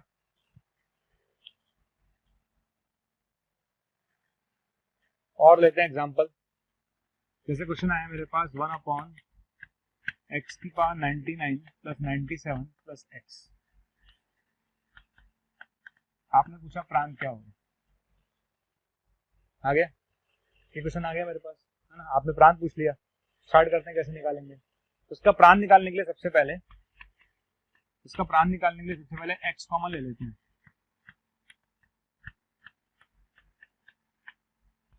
Okay, इसका प्रांत निकालने के लिए सबसे पहले क्या कॉमन ले लेते हैं अपन? x कॉमन ले लेते हैं, राइट। तो सबसे पहले मैंने इस पूरे में से क्या कॉमन ले लिया? x कॉमन ले लिया।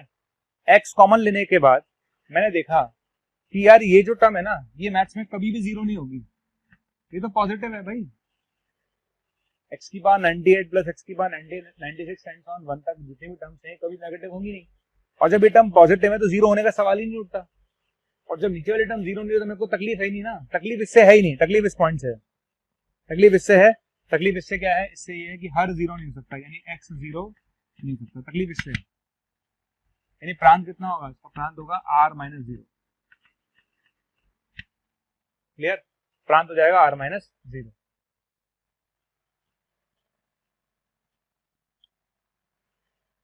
एक और क्वेश्चन ले लेता हूं छोटा सा इस पर। y बराबर x upon x square plus 1, इसका प्रांत क्या होगा?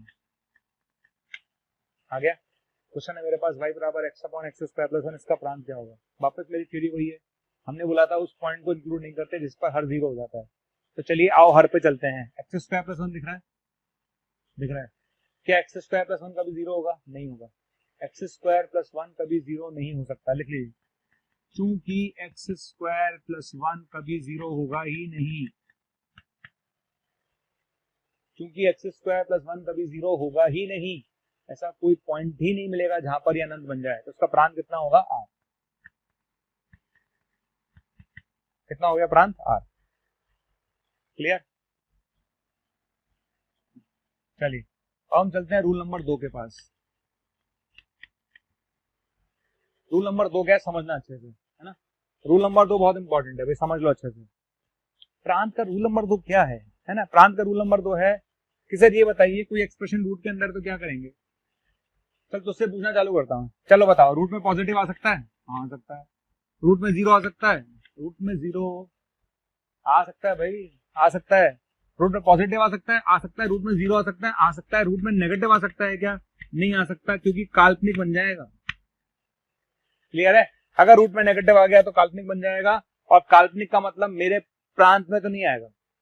हम उस पॉइंट को शामिल नहीं करते जहां पर अंडर रूट के अंदर वाली टर्म नेगेटिव बन जाती है। तो चूंकि रूट के अंदर नेगेटिव आते ही काल्पनिक बन जाएगा, इसका मतलब मैं इस बिंदु को प्रांत में शामिल नहीं करूंगा। तो कंडीशन क्या हुई? कंडीशन आ गई कि अगर कोई एक्सप्रेशन रूट के अंदर है, अगर कोई एक्सप्रेशन रूट के अंदर है और आपने मुझसे बोला था प्रांत निकालो प्रांत, तो अगर कोई एक्सप्रेशन रूट के अंदर है बेटा तो प्रांत निकालने की शर्त होगी greater than equal to zero. Negative तो हो नहीं सकता ना। लेकिन सर ये बताइए कि यही चीज अगर अपॉन में चली गई तो क्या होगा? बेटा अगर अपॉन में चली गई तो खुद सोच क्या होगा। सर अपॉन में चली गई तो रूट के अंदर नेगेटिव तो आ ही नहीं सकता था, अब जीरो भी नहीं आ सकता क्योंकि अपॉन में है। तो सर क्या होगा? एक ही शर्त लगेगी, only greater than zero. Sure? तो अगर रूट में एफ एक्स हो, f x greater than equal to zero होना चाहिए, और 1 अपॉन में हो तो ओनली ग्रेटर देन जीरो होना चाहिए। क्लियर है? क्या सर इसको जनरलाइज कर सकते हैं? बिल्कुल कर सकते हैं। तो अब ध्यान रखिएगा, एफ एक्स की पावर 1/2 हो, एफ एक्स की पावर 1/4 हो, and so on F x की पावर 1 बाय सम हो, समघात हो, समघात, ठीक है, तो कंडीशन होगी ग्रेटर देन इक्वल टू 0 हमेशा। अरे जरूर थोड़ा है कि अंडर रूट ही आएगा यार, 1/2020 आ गया तब क्या करोगे, 1/2020 आगे छोड़ दोगे क्या, 1/2020 आएगा तब भी यही करेंगे, क्लियर है। अच्छा सर ये बताइए कि 1/, में आ गया तो फिर तो बेवकूफ जैसी बातें कर रहे हैं। अरे भाई अगर 1/, में आ गया तो वही जो भी थोड़ी देर पहले कहानी सुनाई थी, अगर यही चीज 1/, में आ गई, अगर यही चीज 1/, में आ गई तो ओनली ग्रेटर देन 0 होगा। समझ में आ गया, क्लियर है। अब बच्चे के मन में एक क्वेश्चन और आएगा, भाई मैं होता तो मेरे मन में आता तो डेफिनेटली जो बच्चा क्लास में बैठा उसके मन में भी आएगा, सर आपने बोला यार पावर 1/2 हो, पावर 1/4 हो, 1/6 हो, 1/2020 हो, 1 बाय सम हो, तो ये करना है और ये करना है। सर ये बताइए अगर पावर 1/3 है तो क्या होगा, ठीक है। देखिए पावर 1/3 है तो इसके लिए कोई सेपरेट रूल नहीं है, there is no separate rule, इसके लिए कोई रूल नहीं है, नो सेपरेट रूल, सिंपल जो रूल लगते हैं वही लगेंगे, है ना, मतलब इसके लिए कोई सेपरेट रूल नहीं है, there is no separate rule. मेरी बात को समझना, जैसे रूट के लिए एक सेपरेट रूल है, ग्रेटर देन इक्वल टू 0 होना चाहिए, पावर 1/3 है तो क्या दिक्कत है यार, -1 की पावर 1/3 कितना होता है, -1 होता है, कोई तकलीफ नहीं है, क्लियर है। तो -1 की पावर 1/3 -1 होता है, कोई तकलीफ नहीं है, पर -1 की पावर 1/2 आयोटा होता है तो तकलीफ है। तो 1/3 से 1/5 से 1/7 से हमें कोई तकलीफ नहीं है, अगर कल को इसका क्वेश्चन आ जाए तो परेशान होने की जरूरत नहीं। मैं दोनों पे एक छोटे छोटे एग्जांपल्स ले रहा हूं, देखिए आप मेरी बात को समझने की कोशिश करना। जैसे मेरे पास ये क्वेश्चन आया, √4x - x² का प्राण निकाल दो सर, आ गया, ओके। तो रूट को देखा तो क्या ख्याल आया, रूट को देखा तो क्या ख्याल आया, रूट को देखा तो ये ख्याल आया कि रूट के अंदर कुछ भी हो that expression should be greater than equal to 0, okay. Root को देखा तो क्या ख्याल आया, रूट के अंदर कुछ भी हो that should be greater than equal to 0, कर दिया आपने। इसके बाद जो आज मैंने समीकरण सिखाई थी भैया अब उसका यूज कर ले तू, क्या यूज करेगा, इसको माइनस से मल्टीप्लाई कर दे, चिन्ह बदल जाएगा, इसको माइनस से मल्टीप्लाई कर दे और एक्स कॉमन ले ले, चिन्ह बदल जाएगा। इसके बाद चिन्ह डायग्राम बनाना लिखना सब मैं सिखा चुका हूं, इसका आंसर आएगा 0 से लेकर 4 तक, कितना आंसर आएगा 0 से लेकर 4 तक।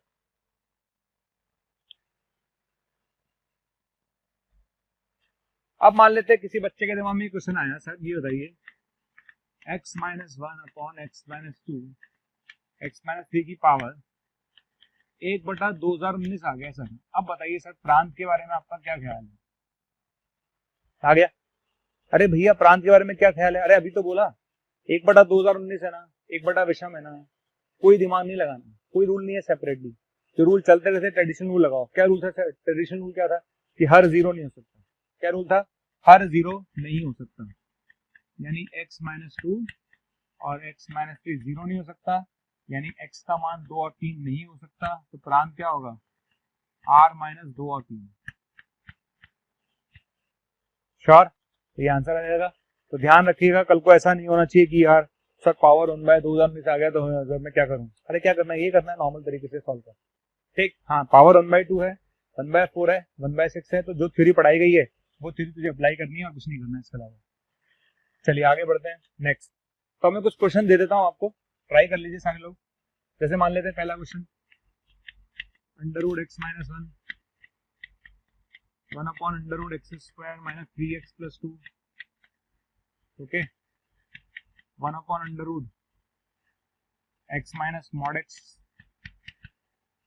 है ना, ये क्वेश्चन जेईई मेन में आया हुआ ऑलरेडी। और देखिए mod x - x, ये मेरे पास क्वेश्चन है, कैसे सॉल्व किया जाए।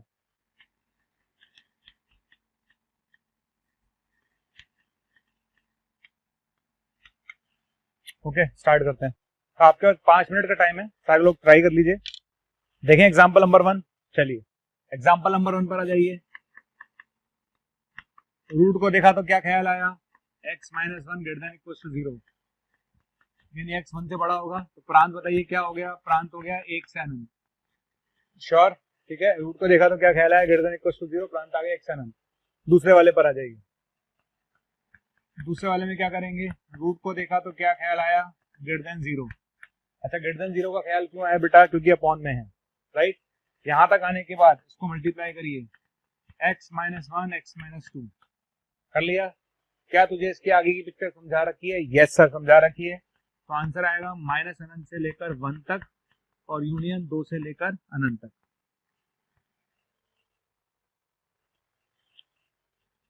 अब हम चलते हैं 5वें क्वेश्चन पर। पहले 5वां करेंगे फिर हम तीसरा चौथा करेंगे। 5वें पर आ जाइए। रूट को देखा तो क्या ख्याल आया? ग्रेटर देन इक्वल्स टू 0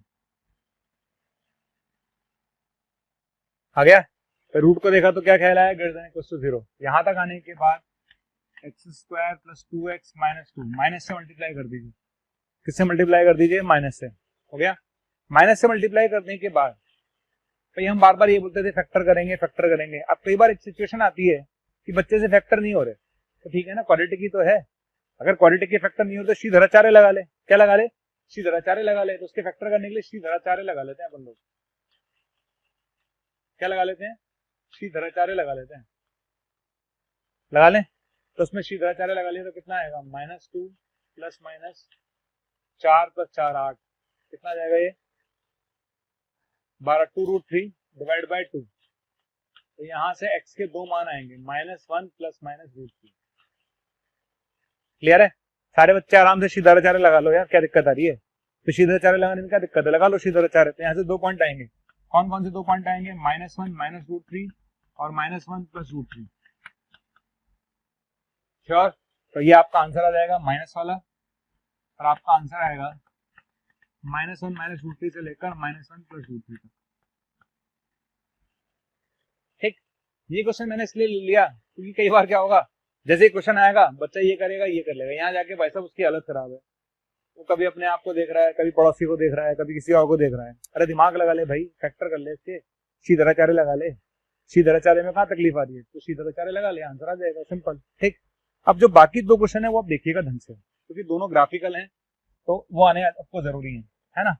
अच्छा, चूंकि मैं ये मान लेता हूँ कि 11th आप लोग पास आउट है, एक बेसिक आइडिया होगा मॉडेक्स का। मॉडेक्स का एक आइडिया होगा, नहीं है तो मैं आपको बता देता हूँ।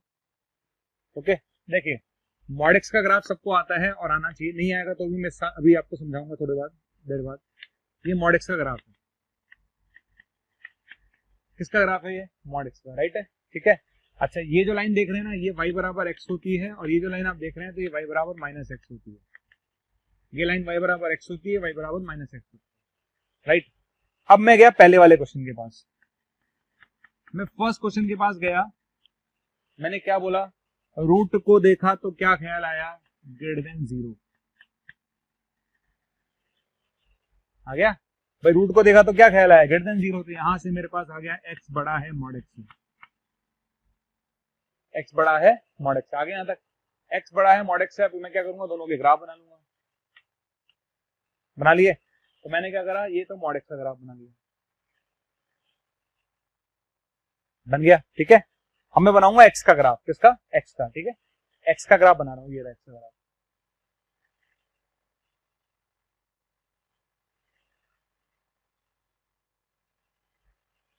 y बराबर x, y बराबर x एक रेखा है।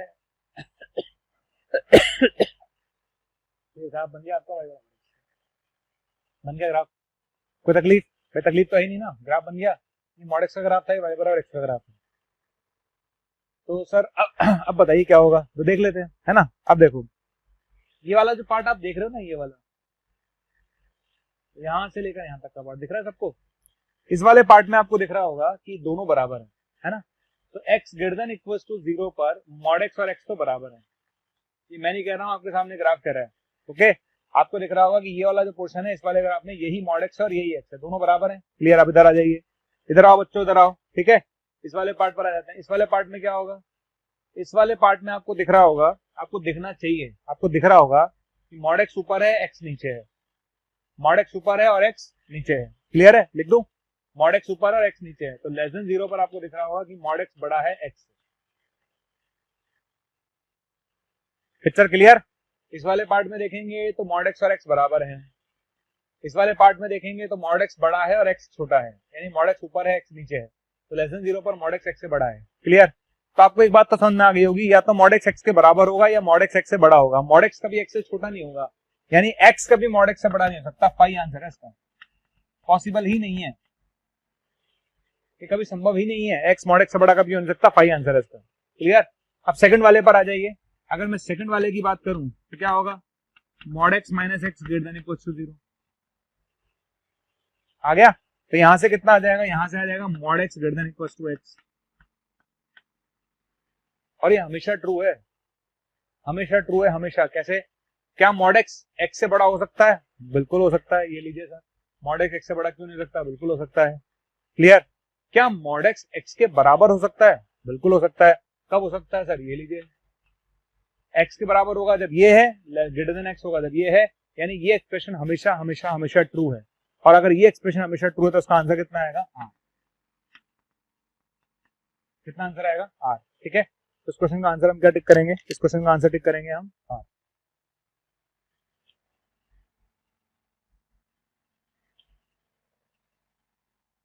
अभी मैं आपको सिर्फ प्रांत का एक बेसिक आइडिया दे रहा हूं, मैं पहले समझा रहा हूं आपको।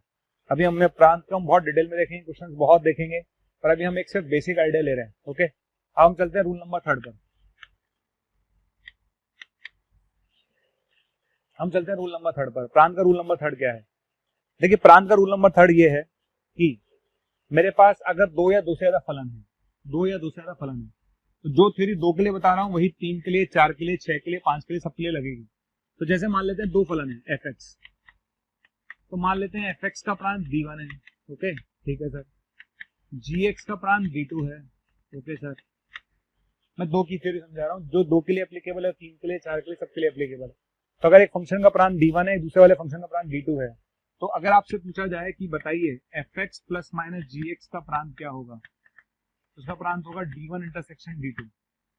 अगर आपसे पूछा जाए एफ एक्स इंटू जी एक्स का प्रांत क्या होगा, ये आएगा d1 इंटरसेक्शन d2।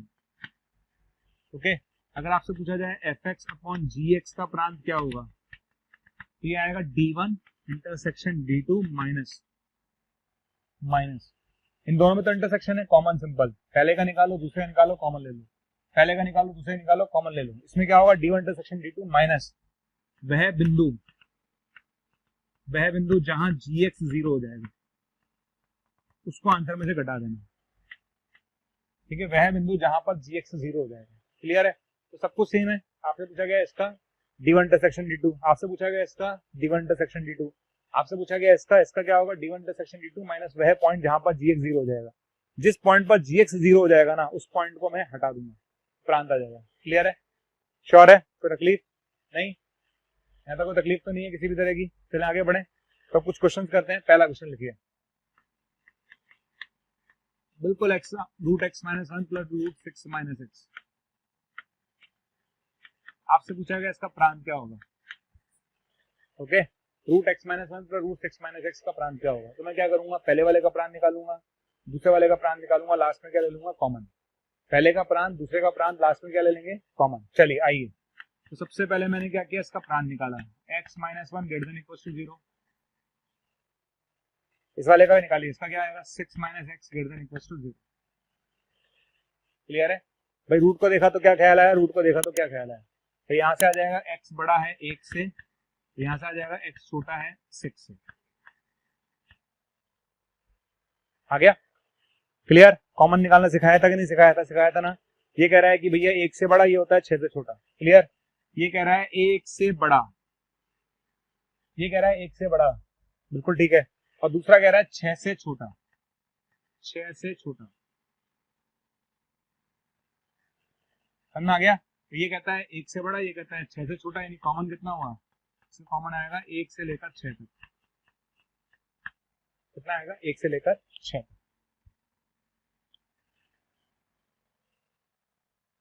तो हम क्या करते हैं, कुछ एग्जांपल्स लिख लेते हैं, छोटे छोटे से स्टार्ट करते हैं, ट्राई करेंगे सब लोग। पहला example 1/x plus root x, दूसरा example 1/x plus 1/x minus 1। Okay, तीसरा example √4 minus x square plus 1/x minus 2। हमें इन सबके क्या निकालने हैं, प्रांत निकालने हैं। क्या निकालना है, प्रांत। चलिए स्टार्ट करते हैं प्रांत निकालना। इसको चेंज कर देता हूँ हल्का सा, अंडर रूट एक्स माइनस 1।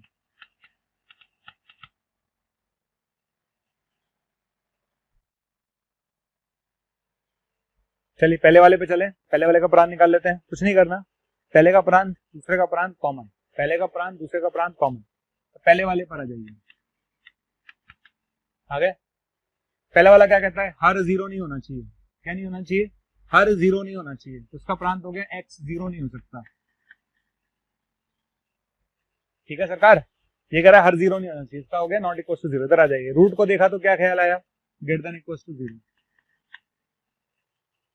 ठीक, रूट को देखा तो क्या ख्याल आया, greater than equal to zero. तो ये कह रहा है कि एक्स जीरो नहीं होना चाहिए, ये कह रहा है रूट को देखा तो क्या ख्याल आया, greater than equal to zero. Common ले लेंगे दोनों का, कॉमन जब लेंगे तो दोनों में जीरो नहीं आना चाहिए। दोनों में क्या नहीं आना चाहिए, जीरो नहीं आना चाहिए। तो यहाँ पर जीरो से बड़ा है और ये कह रहा है जीरो को मतलब कुछ भी ले लो, तो जीरो से बड़ा लेंगे तो आंसर क्या होगा, जीरो से लेकर अनंत तक। क्या आंसर आएगा, जीरो से लेकर अनंत तक। आ गया। अब सेकंड वाले पर आ जाइए, सेकंड वाले पर आ जाइए, आ जाइए। ये कहता है हर जीरो नहीं हो सकता, ये कहता है हर जीरो नहीं हो सकता, ये भी कह रहा है कि हर जीरो नहीं हो सकता। तो ये कह रहा है हर जीरो नहीं हो सकता, ये कह रहा है हर जीरो नहीं हो सकता। तो यहाँ से एक्स का मान जीरो नहीं हो सकता, यहाँ से एक्स का मान 1 नहीं हो सकता। कॉमन क्या है, तो कॉमन का मतलब होता है जो दोनों में हो।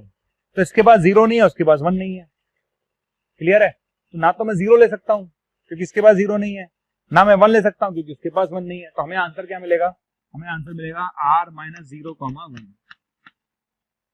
ओके, तो ये हमारा आंसर हो जाएगा। नेक्स्ट पर आ जाइए। नेक्स्ट वाला जो क्वेश्चन है ना, वो है under root 4 minus x square plus 1 upon under root x minus 1। आ गया। चलिए रूट को देखा तो कैसे करेंगे, रूट को देखा तो क्या ख्याल आया, greater than equal to zero. Root को देखा तो क्या ख्याल आया, greater than equal to zero. Root को देखा तो क्या ख्याल आया, greater than zero only. Equal मत लगा देना गलती से भी, अपॉन में। ओके, तो रूट को देखा तो क्या ख्याल आया, greater than equal to zero. Root को देखा तो क्या ख्याल आया, ग्रेटर देन जीरो, अपॉन में है। ओके, इसको सॉल्व कर लेते हैं। सब सॉल्व करना सिखा चुका हूँ आज के लेक्चर में। इसको सॉल्व कर लीजिएगा, ये आ जाएगा -2 से 2। इसको सॉल्व करेंगे तो क्या आएगा, एक्स ग्रेटर देन 1 आ जाएगा। ठीक, अब आपको समझ में आ रहा होगा कि मैंने वेवी कर्व मेथड क्यों सिखाया, क्योंकि भैया इसके बिना आप क्वेश्चन नहीं कर पाते। हम इजीली क्वेश्चन कर पा रहे हैं क्योंकि हमने सीख लिया। अच्छा, कॉमन निकालना भी मैंने सिखाया है। ये 1 से बड़ा कह रहा है, किससे बड़ा कह रहा है, 1 से बड़ा। तो आंसर क्या होगा, 1 से बड़ा 2 तक, 1 से बड़ा 2 तक। ठीक है, 1 से बड़ा 2 तक ये आपका आंसर होगा।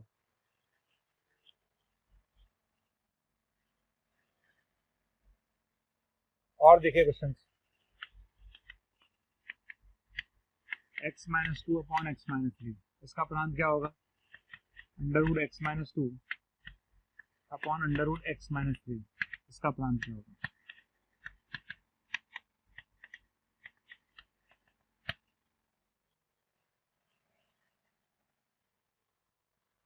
ओके, पहले वाले का प्रांत क्या होगा, दूसरे वाले का प्रांत क्या होगा, स्टार्ट करते हैं। ओके, हम पहले वाले के पास गए, है ना। तो पहले वाले के पास जब मैं गया तो देखा पूरे पे रूट है, क्या है, पूरे पे रूट है। जब पूरे पे रूट है तो एक ही शर्त लगेगी, क्या लगेगी, रूट को देखा तो क्या ख्याल आया, greater than equals to zero. और कोई शर्त मत लगा देना, पूरे पे रूट है भाई, पूरे पे रूट है तो एक ही शर्त लगती है, greater than equals to zero, that's all. आ गया। इसके बाद ये वेवी कर्व मेथड का क्वेश्चन बन गया। यहाँ पर लिख सकते हैं एक्स का मान क्या नहीं हो सकता, 3 नहीं हो सकता। ठीक है, कितने पॉइंट मिलेंगे, 2 और 3, प्लस माइनस और प्लस, कौन सा लेना है, प्लस वाला। तो आंसर कितना होगा, माइनस अनंत से 2 और यूनियन 3 पर खुला आएगा। क्यों आएगा, ये ऑलरेडी मैं समझा चुका हूं, ये आपका आंसर। श्योर, क्लियर, आगे बढ़ते हैं। अब इस क्वेश्चन में और इस क्वेश्चन में फर्क क्या है, यहाँ बच्चे की दिमाग घूम जाती है, बट क्या ये एक ही जैसे तो लग रहे हैं, नहीं है, प्रांत के इसमें नहीं है, ध्यान रखना। अभी तक जब हम इक्वल फंक्शन पढ़ेंगे तब ऐसे क्वेश्चन आएंगे, आपको लगेगा अरे ये क्या, ये तो इक्वल ही था रे, इक्वल नहीं है, देखना भी। ठीक है, देखने में लग रहा होगा इक्वल है, नहीं है। अब देखिए इस वाले पर आ जाइए, यहाँ ऊपर फंक्शन अलग है, नीचे अलग है ना। तो रूल क्या कहता है, ऊपर वाले का प्रांत नीचे वाले का प्रांत, ऊपर वाले का प्रांत और नीचे वाले का प्रांत ओनली ग्रेटर देन जीरो। बस कॉमन ले लेंगे, यहाँ पर आएगा x 2 से बड़ा है और यहाँ पर आएगा x 3 से बड़ा है, 2 से बड़ा और 3 से बड़ा है, तो कॉमन निकाल लेंगे। तो कॉमन क्या आ गया, 3 से लेकर अनंत तक। ये आपका आंसर आएगा, कुछ भी नहीं करना है इसमें, खत्म।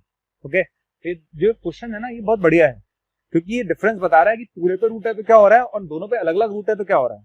जब पूरे पे रूट था तो एक ही कंडीशन लगाई है आपने, और जब अलग अलग रूट था तो ऊपर वाले को अलग नीचे वाले को अलग, फिर आपका आंसर निकलेगा।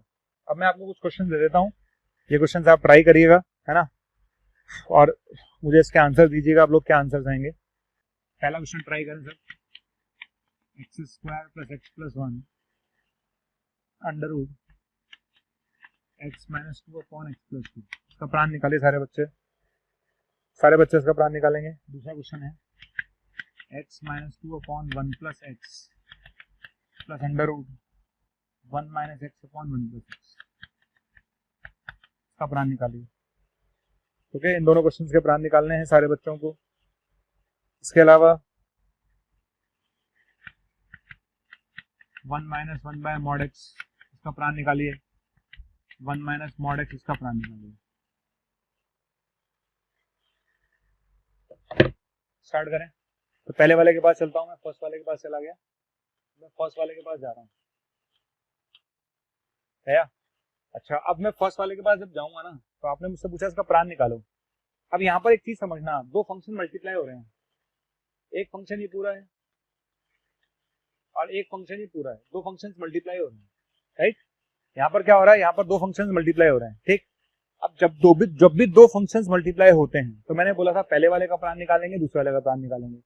तो मैं आपको बता दूं, देखिए इससे मुझे कोई तकलीफ नहीं है, इस फंक्शन से मुझे कोई तकलीफ नहीं है, क्योंकि ये हमेशा पॉजिटिव है और ये अपॉन में नहीं है, ये कभी भी मुझे अनंत नहीं दे रहा, ना मुझे कभी अनंत देगा, ना कभी मुझे अनिर्धारित रूप देगा, ना मुझे कोई काल्पनिक चीज देने वाला है, तो उससे मुझे कोई तकलीफ नहीं है। इसका प्रांत आर है, कितना है, आर, ठीक है। तो लिख दूं इसका प्रांत आर है, इसका प्रांत आर है इस वाले पोर्शन का, क्लियर है। अब इधर आ जाइए, इसका प्रांत निकालेंगे। रूट को देखा तो क्या ख्याल आया, रूट को देखा तो क्या ख्याल आया, ग्रेटर देन इक्वल टू 0 आ गया। तो सॉल्व करेंगे तो कितने पॉइंट मिलेंगे, 2, -2 और 2 मिल गया। कौन सा सेलेक्ट करना है, प्लस वाला, क्लियर है। कितना आंसर आएगा, तो माइनस अनंत से -2 पर ओपन और 2 से अनंत आया, ठीक है। अब आप समझ लो, इसका प्रांत तो आर है, इसका प्रांत ही निकल ही गया, और आर और इसमें कॉमन लेंगे तो कॉमन यही है भाई। कॉमन क्या होता है, जो दोनों में हो। आर तो समुद्र है ना, ठीक है, आर आपको दिख रहा होगा, आर तो ये पूरा है, पूरा ये आर है, समुद्र इतना बड़ा, ठीक। और उसमें से ये पोर्शन हमारा ये है, क्लियर है। तो ये बड़ा फंक्शन है आर और ये छोटा फंक्शन है, क्लियर। तो कॉमन क्या होगा, जो दोनों में प्रेजेंट है, दोनों में कॉमन क्या होगा, जो छोटा वाला पार्ट होगा, राइट। तो छोटा वाला पार्ट कौन सा होगा, ये वाला, क्लियर है। तो इस क्वेश्चन का आंसर क्या होगा। हम चलते हैं नेक्स्ट क्वेश्चन की तरफ। नेक्स्ट क्वेश्चन पर आ जाइए। नेक्स्ट क्वेश्चन क्या कहता है, नेक्स्ट क्वेश्चन पहले वाले को सॉल्व करिए। रूट को देखा तो क्या ख्याल आया, ग्रेटर देन इक्वल टू 0। दूसरे वाले को देखा तो क्या ख्याल आया, ग्रेटर देन इक्वल टू 0। कोई तकलीफ नहीं। यहां तक आने के बाद यहां से कितने पॉइंट मिलेंगे, 2। कौन कौन से, -1 और 2 मिल गए। इसको माइनस से मल्टीप्लाई कर दीजिएगा। किससे मल्टीप्लाई करेंगे, माइनस से। माइनस से मल्टीप्लाई करेंगे तो क्या होगा, चिन्ह बदल जाएगा, बदल गया, श्योर, पक्का। इस वाले पार्ट का आंसर मेरे ख्याल से हर बच्चा लिख सकता है, -1 से लेकर 1 तक। ओके, इस वाले पार्ट का आंसर हर बच्चा लिख सकता है, -1 से लेकर 1 तक। इधर आ जाइए, इस वाले पार्ट का आंसर क्या होगा, -∞ से -1 यूनियन 2 से अनंत। श्योर है। अब आप कॉमन निकालिए। मुझे तो कुछ भी कॉमन नजर नहीं आ रहा, मेरे ख्याल से आपको भी कोई कॉमन नजर नहीं आ रहा होगा। मुझे तो कुछ भी कॉमन नजर नहीं आ रहा, दिख रहा होगा आपको कैसे, ठीक है। आपको दिख गया होगा कि कुछ भी कॉमन नहीं है भैया, ये 2 से चालू हो रहा है, ये -1 के जस्ट पीछे से चालू हो रहा है, और ये वाली चीज -1 के जस्ट आगे से चालू होकर 1 तक जा रही है। कुछ भी कॉमन नहीं है, और कुछ भी कॉमन नहीं है तो इस क्वेश्चन का आंसर क्या होगा, 5, राइट। तो इस क्वेश्चन का आंसर हम क्या टिक करेंगे, 5 टिक करेंगे। अभी जो क्वेश्चन 2 बचे हुए हैं, ये दोनों क्वेश्चन आप कर लेना घर पे। आई होप आप लोग कर लेंगे, कोई तकलीफ है नहीं किसी तरह की, तो सॉल्व कर लीजिएगा, आंसर आ जाएगा, श्योर। है ना। फिर भी अगर मैं आपको बता दूं, मैं लास्ट वाला बता देता हूँ आपको, और ऊपर वाला ट्राई करके लाइएगा आप सारे बच्चे घर से। चलिए बता देता हूँ मैं आपको क्या करेंगे। रूट को देखा तो क्या ख्याल आया, ग्रेटर देन इक्वल टू 0 आ गया, आ गया। इसमें क्या करेंगे, इसको उधर ले जाते हैं, है ना, तो ये आ जाएगा 1 greater than equal to mod x। वैसे चाहे तो इसका आंसर सीधा दे सकते हैं, जिन लोगों ने मापांक ऐसा निकाय पढ़ रखी है, मापांक की इनइक्वालिटी पढ़ रखी है 11th क्लास में, तो डायरेक्ट आंसर दे सकते हैं। और जिस बच्चे को नहीं पता मान लो, तो स्क्वायरिंग कर दो आप दोनों तरफ, क्या कर दीजिए, वर्ग कर दीजिए, वर्ग कर दीजिए, वर्ग दोनों तरफ वर्ग कर सकते हैं। कि ध्यान रखना, वर्ग तभी कर सकते हैं जब दोनों तरफ की संख्याएं धनात्मक हो, ठीक है ना। वर्ग तभी कर सकते हैं जब दोनों तरफ की संख्याएं धनात्मक हो। वर्ग कर लीजिए, इसको सॉल्व कर लीजिएगा, तो ये आ जाएगा आपके पास x² - 1, आंसर आएगा -1 से लेकर 1, राइट। ओके, तो आप इस तरह से अगला वाला क्वेश्चन कर लीजिएगा। तो आज के लेक्चर को अब यहीं पर हम पैक करते हैं। आज के लेक्चर को मैं एक बार समराइज कर दूं। आज के लेक्चर में मैंने क्या पढ़ाया था आपको। देखिए, सबसे पहले मैंने आपको सिखाया कि वेवी कर्व मेथड क्या होता है। मैंने पहले अंतराल समझाया आपको, अंतराल क्या होता है, खुला अंतराल क्या है, बंद अंतराल क्या है ना। अंतराल को समझो आप अच्छे से, क्योंकि अंतराल में अगर आपने खुले की जगह बंद लगा दिया, बंद की जगह खुला लगा दिया, गेम हो जाएगा आपका, बत्ती लग गई बच्चे की। कि वहां पर ऑब्जेक्टिव एग्जाम में भाई कहाँ देखने वाला है, आपने पेपर में क्या निकाला। सब्जेक्टिव में तो क्या होता है कि चलो स्टेप्स के नंबर होते हैं, ऑब्जेक्टिव में स्टेप्स के नंबर नहीं है ना भाई, जो आपने आंसर निकाला वही फाइनल आंसर है। तो वहां पर अगर आपने ओपन की जगह क्लोज है, क्लोज की जगह ओपन लगा दिया, तो गेम हो जाएगा आपका। तो पहली बात तो आप ये ध्यान रखना कि जब भी मैं क्वेश्चन करूं तो मुझे पता होना चाहिए एक्जैक्टली कि कहाँ क्लोज लगाना है और कहाँ ओपन लगाना है। वेवी कर्व मेथड पे आप जितनी प्रैक्टिस कर सकते हैं उतना अच्छा है, क्योंकि जितनी प्रैक्टिस करेंगे उतनी आसानी रहेगी आपको प्रांत के क्वेश्चन करने में। क्योंकि प्रांत के क्वेश्चन में हम हर बार यही करने वाले हैं, मैक्सिमम क्वेश्चन में हम इनइक्वालिटी सॉल्व करेंगे। तो जिस बच्चे को इनइक्वालिटी सॉल्व करना जितना अच्छे से आएगा, उसको दिक्कत बिल्कुल कम आएगी, राइट। तो आप देख लीजिएगा। उसके बाद मैंने आपको प्रांत में 3 रूल सिखाया। पहला रूल सिखाया कि हर 0 नहीं हो सकता, ध्यान रखें। क्यों नहीं हो सकता, क्योंकि मैंने बोला था प्रांत में हम उन बिंदुओं को शामिल नहीं करते जहां पर अनंत यानी कॉमा काल्पनिक या अंधा रूप बन जाता है। दूसरी बात मैंने सिखाया आपको कि अंडर रूट के अंदर कोई भी एक्सप्रेशन आएगा ग्रेटर देन इक्वल टू 0 करना है। अपॉन में है तो ग्रेटर देन 0 करना है, ऊपर है तो ग्रेटर देन इक्वल टू 0 करना है। अगर पावर 1/3 है, 1/5 है, 1/7 है, तो कोई रूल नहीं लगाना, सिंपल नॉर्मल जो रूल लगता था हर 0 नहीं हो सकता वह टाइप का रूल वो लगेगा। उसके बाद मैंने बताया कि अगर 2 या 2 से ज्यादा फंक्शन जुड़ रहे हैं और घट रहे हो तो क्या करना है, राइट। और उसमें हमने कुछ बहुत छोटे छोटे और बेसिक क्वेश्चन अभी लिए हैं, ठीक। बाकी हम धीरे धीरे जैसे जैसे बढ़ेंगे वैसे वैसे इसमें बहुत सारे क्वेश्चन हम आगे लेते जाएंगे, राइट। होपफुली आपको लेक्चर समझ में आना चाहिए।